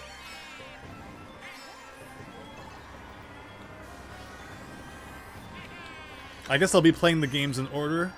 Battle Network 1, 2, 3, 4, 5, 6. But just what a cool collection to finally come out. Nintendo, or rather Capcom, really hadn't been acknowledging the Battle Network series too much. And unfortunately, it's like, you know, you'd love to get your hopes up and be like, well, this means that maybe they'll make a new Battle Network game someday. But, you know, they didn't make a new X game, even though the X Legacy Collection came out and such. And they did make Mega Man 11. Although, unfortunately, I found it to be rather underwhelming. Which is funny, because a lot of people hold Mega Man 11 in really high regard. Where I felt that, like, a lot of the levels were kind of lazy, and, you know, Wily's Castle feels half-finished.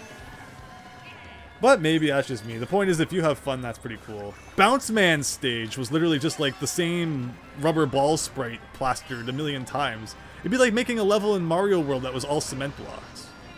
Funny he was called Rubber Man in Japan, but they changed it outside of Japan. And then you get Pile Man, who is changed to Impact Man. So really strange that they would name Robot Masters in the Japanese version of Mega Man 11, that they would then need to change for the international release. You figure they would just pick names to, you know, that would be consistent, that they wouldn't then have to, you know, muddle with, but I guess that's how it goes.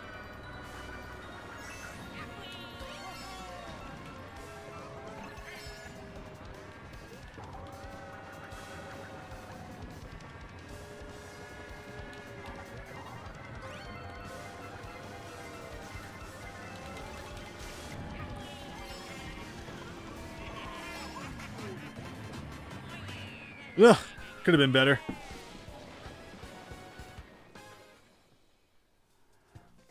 Yeast Bunny. So I did play through Mega Man Battle Network Operate Shooting Star. And it is basically Battle Network 1 on the DS. So it has a slightly bigger screen. Although I think that when you're in the battles, there's actually black bars. They don't even expand what you can see in battle. Which, I mean, I guess there's not really any point. The battle is a fixed size. So you get to see a little bit more when you're exploring the overworld. But otherwise, there's just one single scenario that they add in, like halfway to 3/4 through the game, where suddenly Star Force Mega Man shows up, and you have to do like a one-room mini quest where you go fight Time Man, and that's it. That's it. There was like nothing to it, and then after that, you can use Star Force Mega Man in battle instead of just, you know, Megaman.exe. And that was it. That was it. And they even messed with the music too. It's not like the Mega Man Battle Network 5 DS ports where they, you know, they completely redid the music to take advantage of the DS and it sounds great. Unfortunately, Operate Shooting Star, it was just like they added reverb to it and it doesn't even sound better. In some cases, it sounds worse. Very, very strange. Christian, so it comes out mid-April. And how long am I going to stream? I don't know. I'll probably play it all day, so maybe I'll stream all day. We'll see.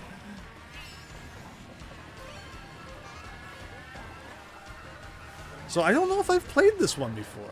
Might be my first time playing this course too. Another 2-or-1. Again, like I don't know like when we're gonna turn or what. So I'm just kind of figuring it out as we go.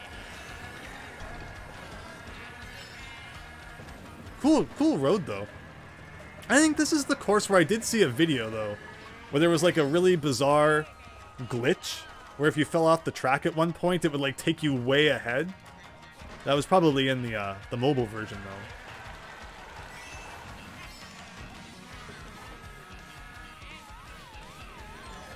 Music sounds almost Crash Bandicoot-esque. Crash Bandicoot Warped.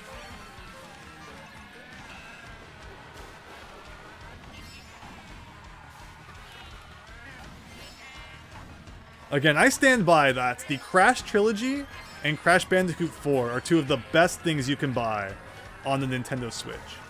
They're just so great. And like neither of them are the price of, you know, full-fledged Nintendo Switch games.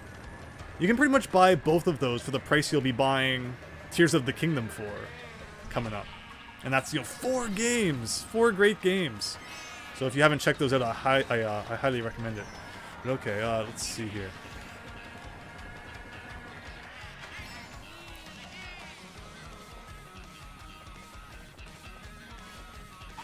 Cool track though, I do like this. But it's definitely more of like a, you know, once you've played it once and get the, you know, the map down, you'll do better at it. I'm learning as I go here. I should probably use this before I lose it.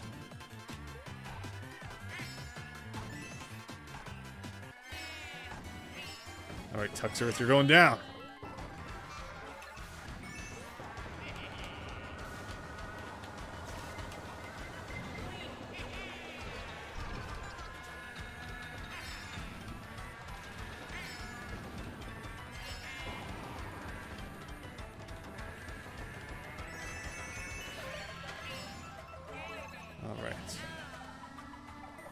Oh, no, no, no, no, no. Nice shot, but no. They're going through the sewer. Oh my goodness. They're not even red shells. It's bad when you're getting hit by green shells.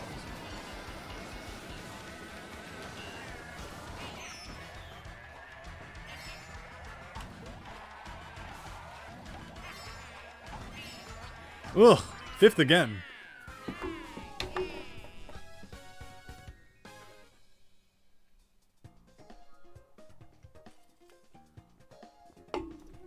Yeah, Tuxedo Worth, it doesn't look too bad. There's definitely a chance I'll check it out on Switch someday.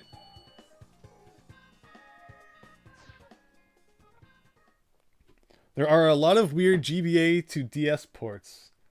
Yeah, that's right. How Pokemon Mystery Dungeon Red was on the Game Boy Advance, and then Blue was on the DS. That's cool, right? Yeah, I like... Man, I think back. I have such fond memories of the DS era. It was just really, really fun. And to this day, like, I still look back at the library of games on the Nintendo DS, and it's right up there with for me with consoles like the GameCube and the NES for just how much fun I think it is. Big Phil, thank you so much for sticking around. Hope you have a great night and see you again soon. Nice job, Dylan, with the 3rd place finish.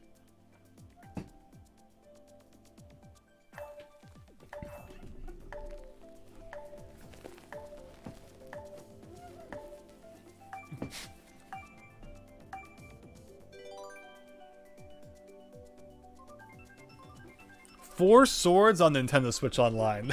That's a funny one. Every time I have a friend over, it's one of those games I try to like push to play. It's like, hey, yeah, do you want to play this, like, you know, 4-player Zelda game? And everyone's like, what, a 4-player Zelda game? And we'll get through the first level or two, and then it's like, okay, let's stop for now. And then we never get back to it. So I've played the first couple levels of Four Swords Adventures like 5 times. And when I first got it, because I did get it back when it was new, I played single player up to, like, I think World 6, and then that's where I stopped. I'm assuming if it's like, you know, like every other Nintendo game, it probably has 8 worlds, so that means I was kind of close to the end. But yeah, that's just that's the point where it's like, you know, I've played this so much single player, it's kind of the same thing. It's definitely a game that's really fun to play with others, but good luck finding people to play through that entire thing. 4 people to play through the entirety of Four Swords Adventures with you. It's not happening. Oh my goodness, the bombs. Of course, online would make that a little more possible, but I still think it's going to be really tough to get a group together and actually play through that entire thing with 4 people. But the fact that that game exists and that, you know, you can do that if you want to, I think is pretty great.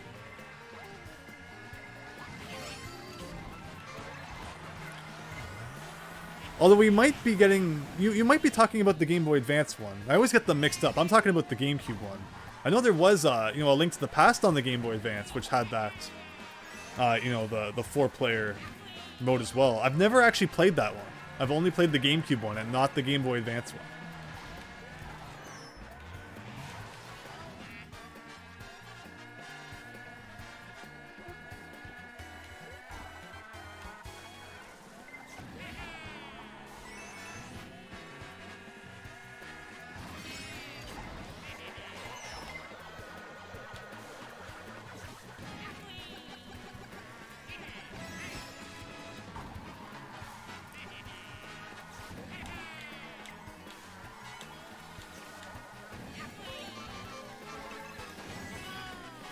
Oh.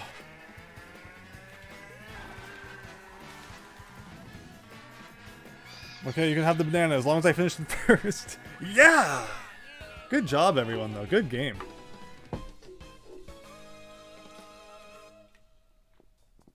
Oh, you were talking about the GBA version. Here I was like on a big spiel about the Game Boy Advance, or about the GameCube one.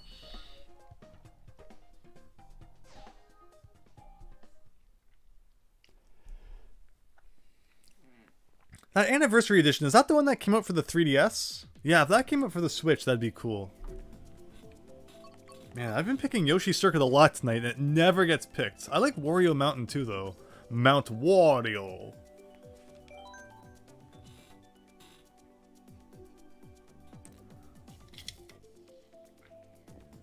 Right, and DSiWare. I never owned a DSi when it was new. I had a DS Lite, and then I went right to the 3DS after that. Because the DS Lite was great. I really enjoyed the DS Lite. I had a lot of fun with that. I did at the time think, oh, you know, I'm missing out a little bit by not being able to access the DSiWare titles and such, but overall it just wasn't, you know, a big enough upgrade I felt at the time, with the 3DS coming out not long after.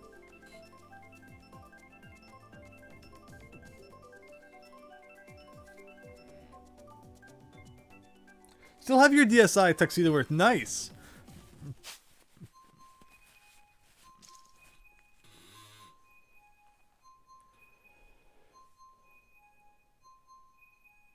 And there's, of course, the DSi XL as well. I do have a DSi XL now, which I use to play DS games, original DS games on.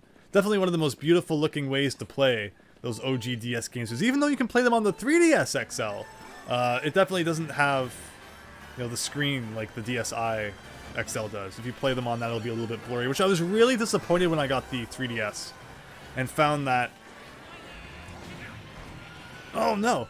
I found that DS games played on the 3DS looked blurry, and there was that button combination you could hold to make it look more crisp on the 3DS, but then the screen is like really small. Where when I got the 3DS, I was hoping that it would be a little bit bigger than my DS Lite screen. So yeah, I was disappointed with that for sure. And when I got the 3DS, unfortunately, but yeah, DSi XL is a great way to play those OG DS games.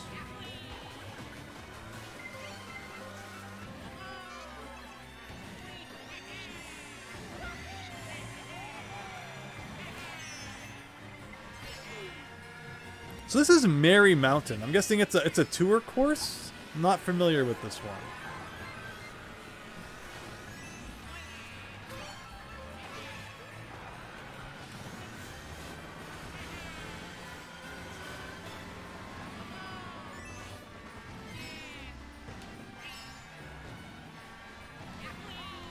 Alright, we got Christian, we got Mikan, Orange.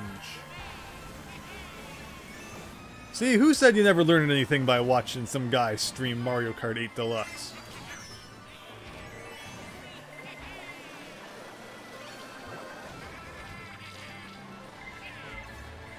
That did not go very far.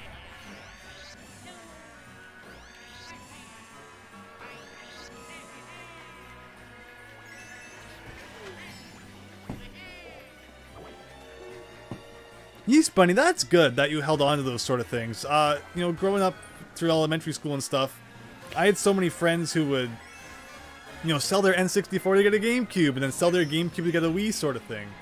I mean, I know, you gotta do what you gotta do.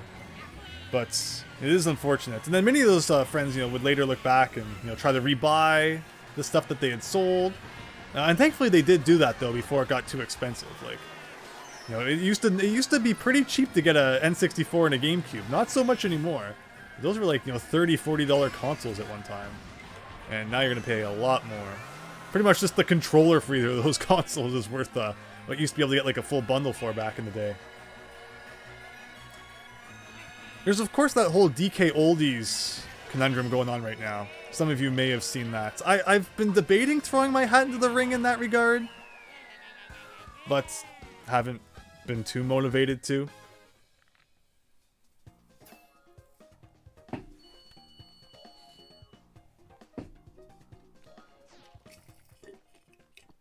Christian, what is like DKOldies? So DKOldies is an online retro game store which rose to prominence recently as a result of their TikTok videos and YouTube shorts, which would show them receiving orders, packaging them up, and then shipping them out. Those got quite a bit of traction, and I even got some of those in my feed before I knew anything about what DKOldies was. We'll say like 6-ish months ago. So I did know what they were before this whole controversy started. And they tend to sell their games and consoles for quite the high price. Compared to what you can sometimes find them for at other places. And apparently the way that they justified this higher price was that, they refurbished everything, made sure it was nice and clean when they sent it to you. But people have been ordering from them recently and finding that it's not necessarily the case. They'll get consoles that have cracks in them, chips in them, still look dirty, the games haven't been cleaned, so, it's like, what's going on here? I thought that's what the higher price was supposed to be for, and I don't know if they ever claimed that the high price was because of that, or if people assumed that that's why they charged higher, and then it just became a whole compounding thing. People would say, well, you're charging all this money for it, and then they would probably say like, oh, but we sell really high quality items and make sure they're clean, and then those YouTubers would order something and get like a chipped console, be like, no, you're not, you're lying, and then now it's this big mess, and I don't know. It feels like there's a lot of nitpicking going on, and I should mention I am not sponsored by DKOldies, not defending them. They are not inserting, money into my bank account as we speak. But I don't know. I feel like they're getting some unjustified hate. Well, at the same time, I kind of get the angle people are coming from. Like Rich from Review Tech USA got an NES console with like a massive chip out of the front. That would not fly if I received something like that. And I'm assuming he ordered the console that would have been like, great condition, because sometimes they list on their website, this is a cosmetically flawed version of the console you're gonna get. And if you order that one and you get like a console with a bit of a chip in it or something, well then yeah, that's understandable. But if you ordered like the one that was supposed to be in good condition and it came like that, then that's obviously a problem. And then there's they did DKOldies did a YouTube short / TikTok where they showed like, yeah, we cleaned and refurbished all of our stuff before we sent it out, and they used magic eraser on their consoles, and it's like, you don't do that. It takes the finish off. It really makes things look weird. Yeah, you're gonna get some of the grime off, but just do not use magic eraser on your games and consoles. You will wreck the finish. So it was pretty weird seeing them do that, and like, okay, well, if you really knew what you were doing, you probably wouldn't rub magic eraser on your console. So that's kind of concerning. That alone would make me like not really probably want to order from them, knowing that they scrubbed my games and consoles down with magic eraser, and they're gonna look really weird when they show up. And I noticed that the second that Rich from Review Tech USA opened up his showed his NES on camera, that there was something really weird about the finish on it. I'm like, they probably used magic eraser. And then DKOldies themselves confirmed it like a couple weeks later, which was kind of funny. So yeah, it's a big mess. DKOldies, not the perfect company, but I feel like a lot of people are jumping on their backs as well in weird ways. Like, I've, living near a major city, there's always been a store downtown I would visit, and they had very expensive items, very expensive retro items, like sometimes even more expensive than eBay. But it's like, they're renting a store downtown. They're probably trying to attract the college crowd and stuff who's not gonna, care about paying that premium. They just want a N64 tonight with Mario Party 4 controllers to go play, and they're not gonna, they'll pay that extra price. So can you blame a company for charging more if people are willing to pay it? You'd be stupid to charge less and not potentially get what you could. So, if they're selling things, then charging that little bit more, I can't really blame them for it. And if the price of things keeps going up, it's like, even if they hang on to that thing that's a little overpriced for a year, maybe a year later that will be about the acceptable price for it, and they'll sell it then. So I don't know, jumping on their backs because their games and such are expensive just doesn't make all that much sense. And then that store downtown that was really expensive, and it's like, well, who's gonna buy all this stuff? It's so expensive. You would always walk in there and they would be super well stocked. Like, if you were looking for anything, they would have it. So yeah, they were expensive, but it was that place you knew you could go if you were looking for something. I walked in there after they opened up, after the shutdowns and all that we experienced over the last couple years, and their shelves were pretty much empty. They had only a fraction of the inventory that they would have had years ago. And that just shows that, even though their stuff was expensive, eventually the demand was there, and they sold it. And it's not like they just had an unlimited supply to replace it with. Once it was sold, it was gone. So why would you sell your stuff super cheap and run out of stock when maybe you keep your items at that bit more of a premium price? And if people pay that, then great for your business. If they don't, then you still have it available for someone who might want it. There's no reason to sell everything super cheap and then have empty shelves. So it's a whole mess. I feel like DKOldies is doing, they're wrong in some counts, and I feel like all the people jumping on their backs are wrong in some counts. And then the dumbest thing of all is that all these people who are like, DKOldies is bad, don't buy for them, they're scammers, they are all buying stuff from DKOldies to review and unbox. It's like, you're the ones giving them money and more attention. So it doesn't even make sense. And a lot of the people who are going on about it too, they aren't even like retro collectors. They're just saying, oh, there's this DKOldies thing going on. So they start buying all the stuff from them and then be like, oh my gosh, I got this NES and it doesn't even have the proper screws in the bottom. And it's like, no, actually, those were the proper ones. You just, you're not really a retro gamer or a retro collector. So you're getting now into territory you're not that familiar with, and you're saying things that aren't even true. So it's a whole mess. It's a whole mess. And I don't have any stake in the claim. Like, I don't have any, investment in the controversy one way or another. It's just kind of interesting to watch, and I think everyone's flubbing up. I don't think that DKOldies is necessarily in the right or the wrong, and I don't think that the people harping on them are necessarily in the right or the wrong either. I think it's a gray area for sure. But yeah, if I bought a console that I thought was going to be cosmetically perfect, and I paid that premium for it, and I got one with the chip out of it, then yeah, I'd be really upset.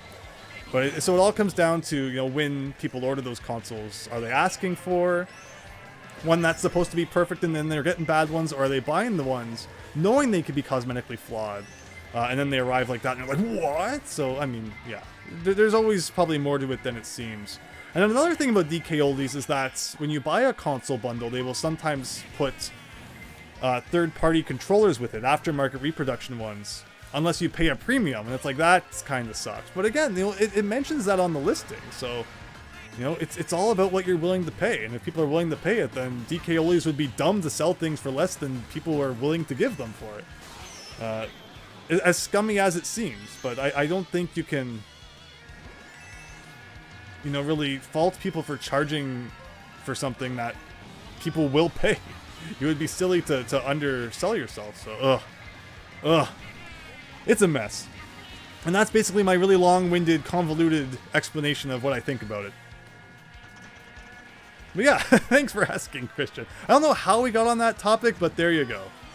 That's what I think about the DKOldies thing. I'll probably just clip this and upload this as a video. No longer do I need to debate about making a video about it. I pretty much just gave my whole thoughts there. So, again, thank you. Hope you enjoyed that.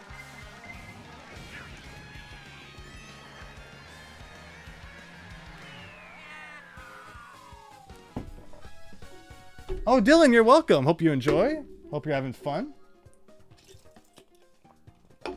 Kirby Tilt and Tumble getting a release. That's awesome, right? Because, you know, it can use the gyro in that regard. You're welcome, Christian. Yeah, it comes up in my feed a lot. I guess because a lot of what I watch and what I do has to do with retro games, has to do with retro game collecting. So yeah, I guess that's just why I was more aware of that situation. But yeah, it's interesting all around. It's very interesting.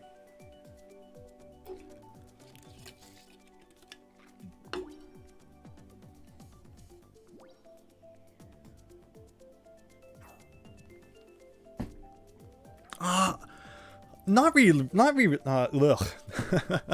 Thank goodness you know, I lost my ability to talk now, not while I was going on that whole spiel. Review Tech USA. Their videos pop up in my recommendeds from time to time, and if they catch my interest, I'll watch them. If they don't, I won't. But I'm definitely not like a devout watcher or anything. Yeah, I understand, Tuxedo Earth. I'm watching more for the topic and not so much for any other reason. Just to see what he thinks of it. Oh, we are currently standing on top of Japan right now. I'm actually not sure if we've always been standing on top of Japan. I guess that would explain why we've had so many Japanese players today. Maybe it's you know, this is like a Japanese room or something, and that's why it shows it like that.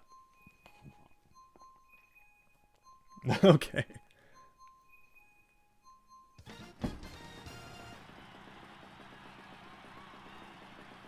Brutes McGee, yeah, that's totally acceptable, right? Like, but I think it's also up to the consumer to do research as well. Like, if you see DKOldies show up and you're like, we have retro games, and you go, oh my gosh, without doing any sort of price comparisons or research, I'm just going to hand these people my money, you're at fault a little bit as well. Because I think that it's up to the consumer, you know, to be savvy in regards to what they buy. It'd be like going to any store and seeing that this store has the eggs for like $6 and then not checking to see if the store beside it had them for any cheaper. It's like, you know, you need to do your research as well. I don't think it's DKOldies' job to have a big banner on their website that says, we charge more than everyone else. Please refer to other stores before buying from us. Like, I don't think that's DKOldies' job. So if you're, anytime you buy something, whether it's retro games or anything, you should always price compare. And yeah, I mean, again, we can of course talk about the fact that DKOldies is charging a lot, but I don't think that makes them bad.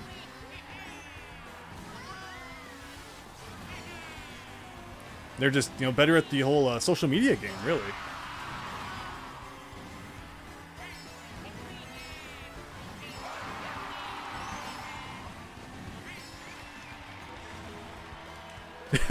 yeah, I know, he does some weird stuff when he's talking about stuff. Again, I'm more just into, like, see what he thinks about, you know, whatever the topic of the video is. I'm not so much there for the cucumber.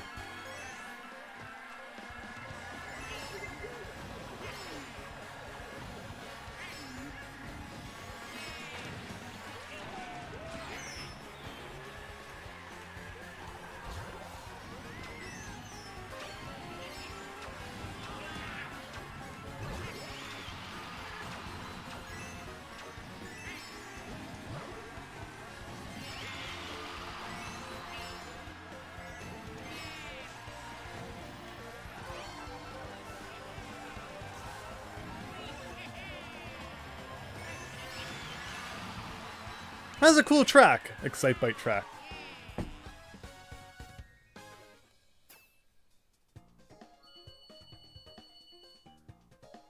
He's funny, except some of the more expensive stores' eggs are cracked, and that's just the thing, right? Like, ugh. You pay everything's so expensive these days, and it doesn't even mean that you're getting good quality at the other end of it. It really does suck. I would love for those, you know, days of cheap retro games and stuff to come back. I'm definitely not in a situation where I say, you know, I have a lot of retro games, therefore I hope the price skyrockets. No way. My channel was always about sharing the fun of retro game collecting, and, you know, I've received so many messages over the years of people who, you know, watched my videos and found them exciting and, you know, got into retro game collecting themselves, and that was always, you know, so wonderful. So, you know, my videos were never about bragging, that's for sure. It was always about, you know, just sharing how fun the hobby was. So unfortunately, you know, I get messages today. It's like, oh my gosh, you know, retro Pokemon games. Where did you get them? And it's like, oh, it was a different time back then, unfortunately, when they just were not the price they were today. Yeah, there's nothing wrong with eBay, really. Like, you know, you get what you pay for. And the good thing about eBay is, if you're buying off eBay, buy off a listing that shows pictures of the actual item you're going to receive. You know, like you look at a site like DKOldies or so many other sites, it's like a stock photo, right? I hate buying things that are stock photos. You just never know what you're going to get, no matter what the description says. So yeah, if you buy off eBay and the person has uploaded like good detailed pictures of what it is you're receiving, and even if it's a little bit more expensive, if you can look at those pictures and know that you're getting that NES that doesn't have a chip out of the front, or, you know, a game cartridge that doesn't have writing and stuff all over it, then no, it can be worth it for sure.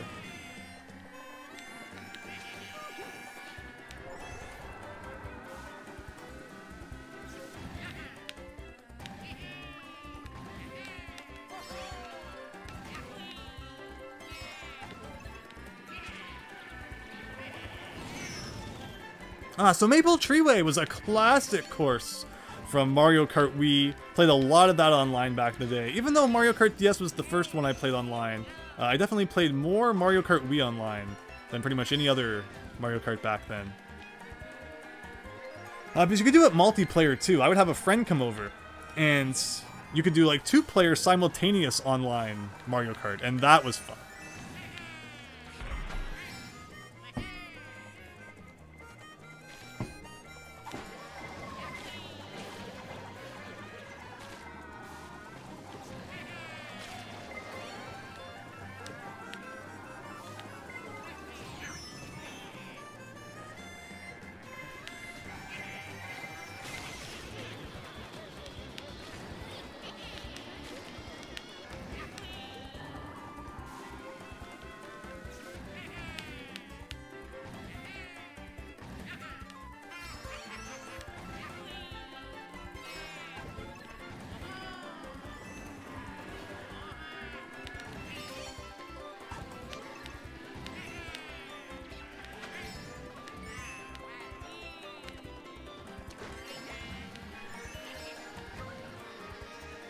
Let me see. It's too bad they removed the... Yeah, like, it is weird when they change things like that, right? But again, this is another one where it's like, this has nothing to do with Mario. It's like, you know, you're like, alright, a maple tree, let's turn it into a Mario Kart course. I would definitely prefer to see more references to, you know, actual locations within the Mario universe. But I guess you take what you can get. This reminds me more of like a Click Clock Wood from Banjo-Kazooie than anything.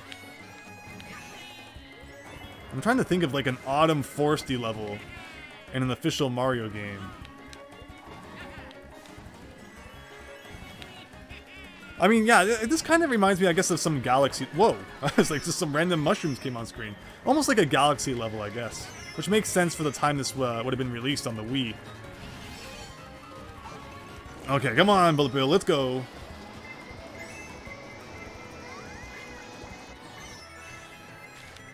Oh, you swiped it.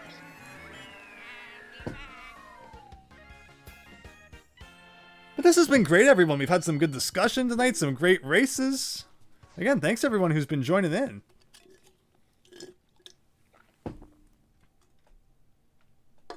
Yeast Bunny. Yeah, Wario Coliseum. That would be a great one to come back. That would be really cool.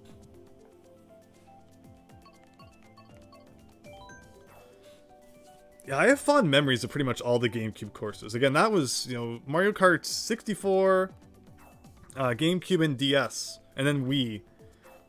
Were definitely my most played Mario Kart games. Like, I got gold trophies on every cup, on every CC, in all of those games. Even the Wii one.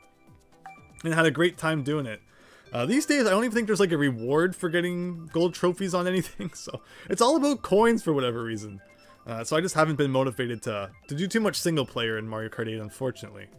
But no, this is great doing multiplayer. And again, thank you everyone who's been chatting and joining in. It's been great. Dylan, how can you play Donkey Kong Country 2 Unveiled? So have you ever patched a ROM hack before? Because if you have, it's very much like that, but just with the DKC2 ROM and with the Unveiled patch. If you haven't, then it's a little bit more complicated.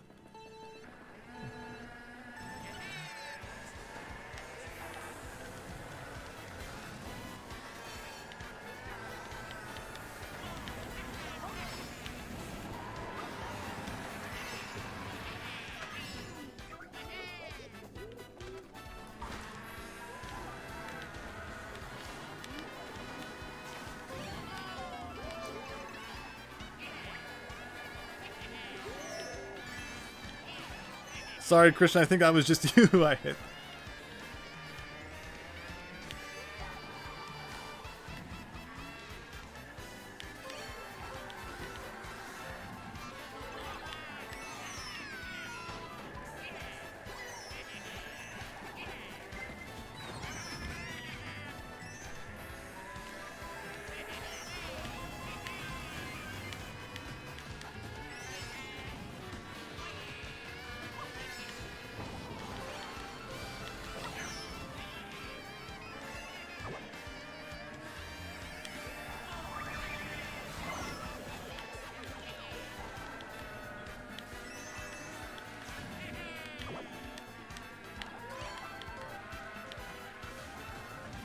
How do you patch a ROM? So, look up a program called Lunar IPS, and then just look up tutorials on how to use that, and it should hopefully be clear. But yeah, there's a few more steps which you'll probably need to look into. If you look really close out there, you'll probably find pre-patched versions. Most ROM hacks do seem to have those, if you can find them. But what am I talking about? ROMs? Whoa, I'm calling Miyamoto on ya. They'll be at your door in 5 minutes. No, I used to be terrified of that when I was younger, and you know, I guess when ROMs were more of a newer thing, it's like, oh my god, Nintendo's gonna be, you know, taking me down. And I always had this fear in the back of my mind that like if I ever someday wanted to get a job at Nintendo, they would find out that I had played ROMs and they'd be like, oh, we can't hire you. But obviously, it's kind of a moot point. I don't think I'll be working at Nintendo.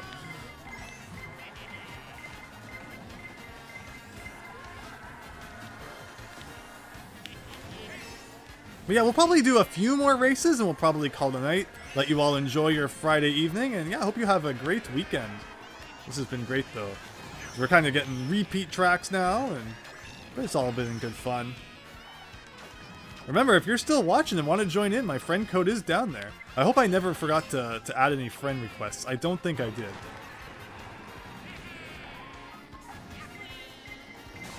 Ooh. Ugh, that wasn't so good. Tuxedo Boys. Oh yeah, Baby Daisy. Interesting. Nick. Ah, we all had a bit of a rough run that time.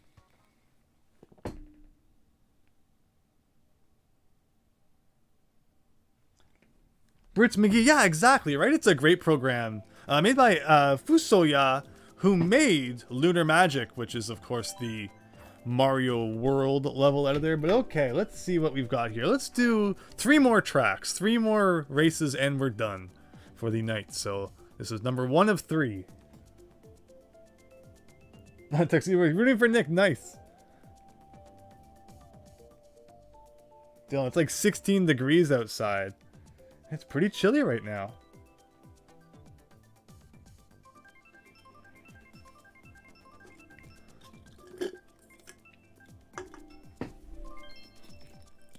Ooh, this is one I don't think we've done tonight.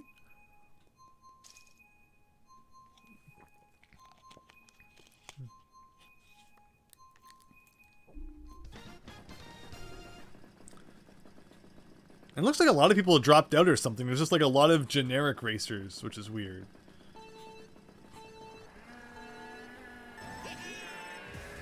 Christian, after your next paycheck in March, you're doing a lot of shopping on the eShops before they... I'm assuming you mean like the 3DS and Wii U ones before they close down? Or do you mean on the Switch one you're going to be buying .dog, .cat, .cat milk, all that weird stuff? You could just load your Switch up with like so many weird things. Like the 3DS and Wii U eShops had some weird stuff as well. But I feel like it was not anywhere near as bad as the Switch's. It never felt like you just got lost in like a sea of shovelware. I think that the 3DS and Switch also organized their shops better, where like unless you were looking for it, you didn't see as much of that sort of stuff. But on the Switch eShop, it's like in your face all the time. It's so strange.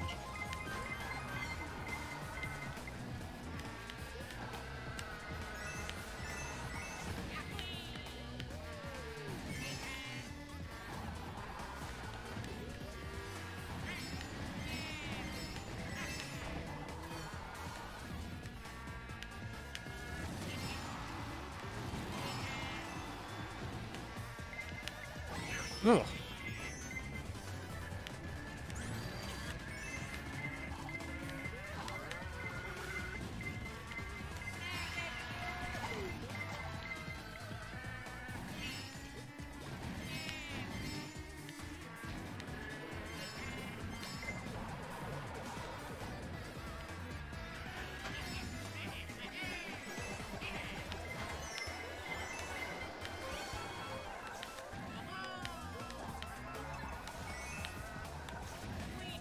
Oh, I just threw that red shell, and then I got hit. Ooh, I landed on a mushroom, though. Ooh.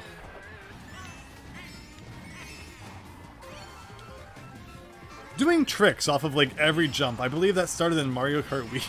I don't know how to feel about it. It's just, like, always doing those tricks and such. It's kind of like in Super Mario, Paper Mario Man, where you do, like, you shake the Wii remote to do stylish moves after each bounce on an enemy. It's just, like...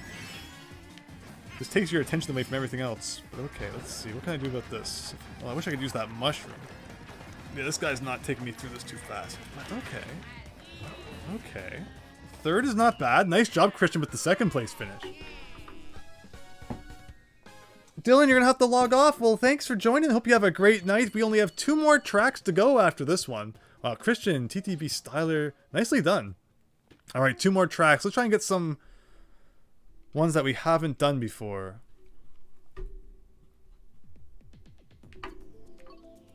Maple Treeway. Grumble Volcano is not my favorite. Big Blue.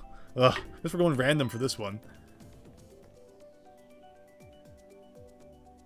Yeah, right, Christian, on the 3DS and Wii U for sure.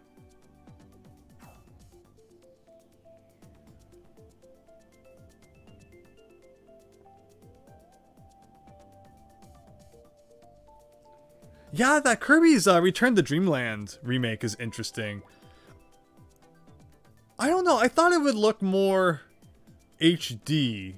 It's a bizarre one. It looks like you have some games that are remade, like, you know, the Crash Bandicoot games. I love going on about 24/7, and they really took those old PS1 games and made them look beautiful on modern hardware. And then you get Nintendo's remakes or remasters or, you know, re-releases, whatever you want to call them. And I always feel like there's so much more it feels like they should be doing with these games if they're going to charge full Nintendo price for them. But then you get Metroid Prime, and it's like, that comes out of nowhere, and it's like half the price of a normal Nintendo game, so I don't get it. But okay, here you go. Down to 4 people for the second last race of the night. On Toad's Turnpike, though. Haven't done this one yet, which is pretty nice.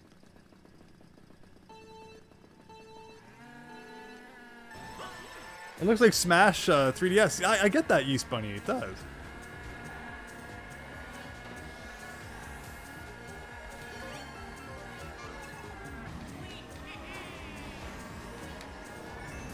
Oh, I was expecting Christian to throw that shell at me as I went off that.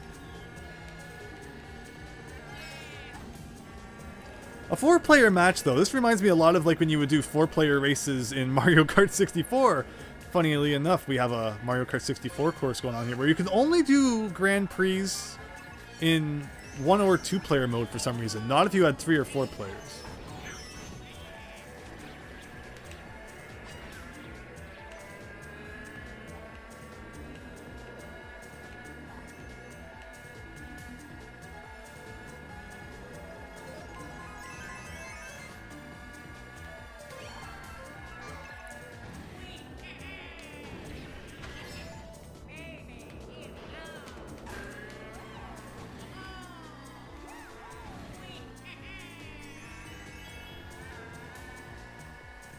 David Ray, great to see you still around. One more track after this one and we're done for the night. But again, appreciate you sticking around and everyone else. It's been a really fun night of some Mario Kart and we'll definitely be playing it again once the new DLC pack comes out. Keep an eye out next Friday though. I'm probably gonna do some other Friday night streams. I still want to do that one where we check out like a whole bunch of multiplayer N64 stuff. That's just not enough to dedicate its whole stream to, but that would still be fun. Like some Dr. Mario 64, Mario Tennis, like Mario Golf, like things like that. Where we just go around and play like a whole bunch of random games. I guess we could even do some, Game Boy Tetris and stuff too now. So just like a generic Nintendo Switch Online stream kind of thing. Keep an eye out for that in the community tab, as I always post the sort of thing before I do it. Oh, darn it.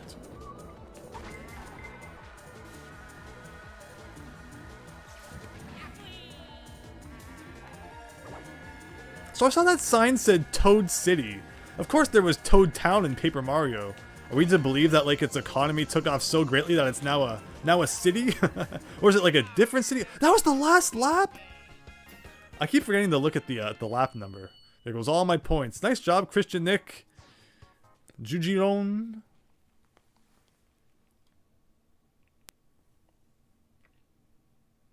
Yeah, they did add some new things to the Return to Dreamland remake, which I guess can make it a little more worth it. Okay.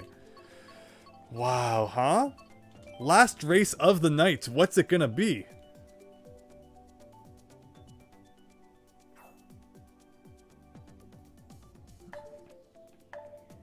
But again, this stream has been a lot of fun. Lots of extra people popped in here for the last one of the night. Let's see what we can get. When they showed Tetris as one of the games on Game Boy, you instantly thought of, yes, yeah, like we can definitely try some stuff like that. But you currently have Minish Cap open use, Bunny. Yeah, very nice. Did anyone else see the trailer for the Tetris movie on Apple TV? I don't have Apple TV, so I'll have to find other means to watch it, I suppose. But you would think it'd be like some cheesy movie with like blocks falling from the sky or something. It's actually about Nintendo getting the rights to Tetris for the Game Boy. And it looks like it's going to be really fascinating. So, if you're like me and kind of dismissed it at first thinking it would be something dumb, maybe give the trailer a watch and you might be surprised. I'm not too much of like a movie streaming kind of guy though, so normally I'm not too into that sort of thing, but I don't know, the trailer didn't look too bad.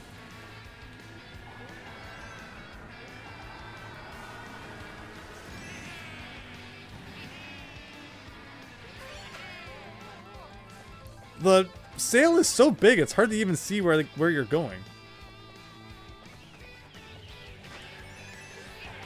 Oh, tried to get you. Jeffrey, and he's Canadian too, get him. But he has a red shell too, right? So I'm probably about to get that in my backside, yes. Oh, I couldn't get the banana out fast enough.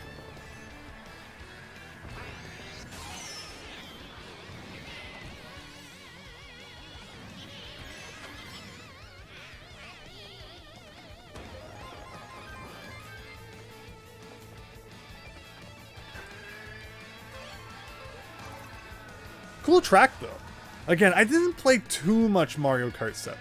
So sometimes these tracks show up and it's neat to get to experience them more than I did on the 3DS.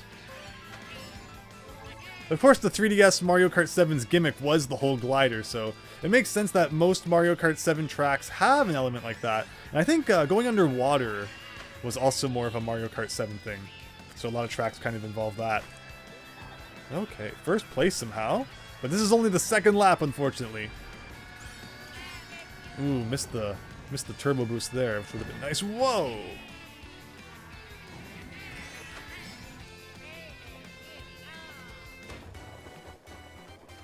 Okie dokie. Oh. Ugh. Not much I could have done. I'm pretty far ahead somehow, though. I'm not sure how. Oh, no. I backed up onto the boost. I don't know if that's a good move or not. Probably not.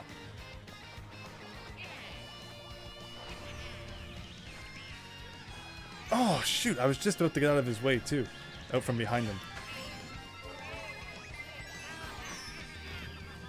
Ah, falling apart at the end here, unfortunately. That darn Jeffrey. Now where's the blue shell when you need it? Oh, he's getting mushed, though. Everything's nailing him. Oh, so close. But I'll take second. Yeah, that video, the Tetris video came out a few years back. It was very good, too. Very good. In talking about Nintendo getting the rights to Tetris and how Atari thought they had them, but they didn't.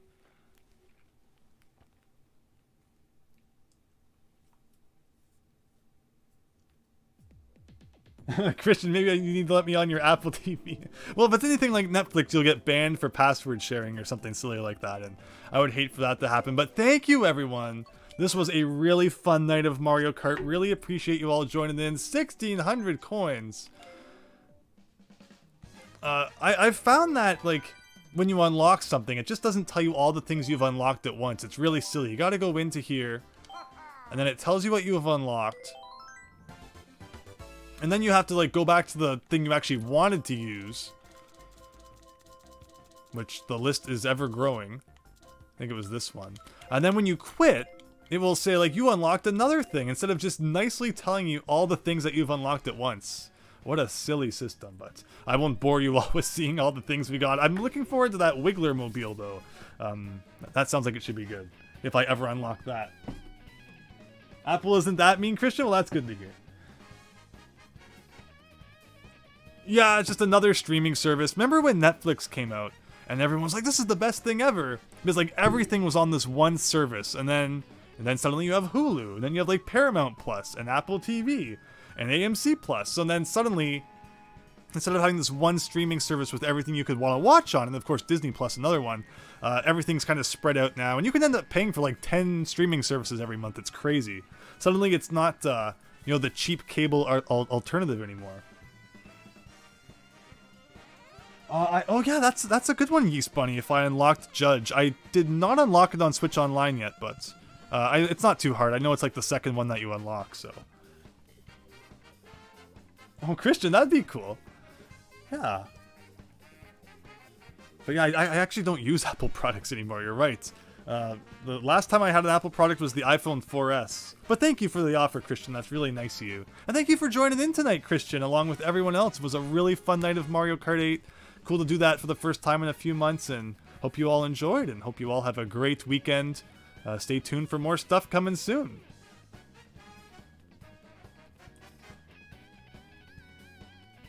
So thanks, and have a nice night. And Yeast Bunny, if we do a Nintendo Switch Online thing in the coming weeks, definitely something we can consider doing. But yeah, take care, everyone.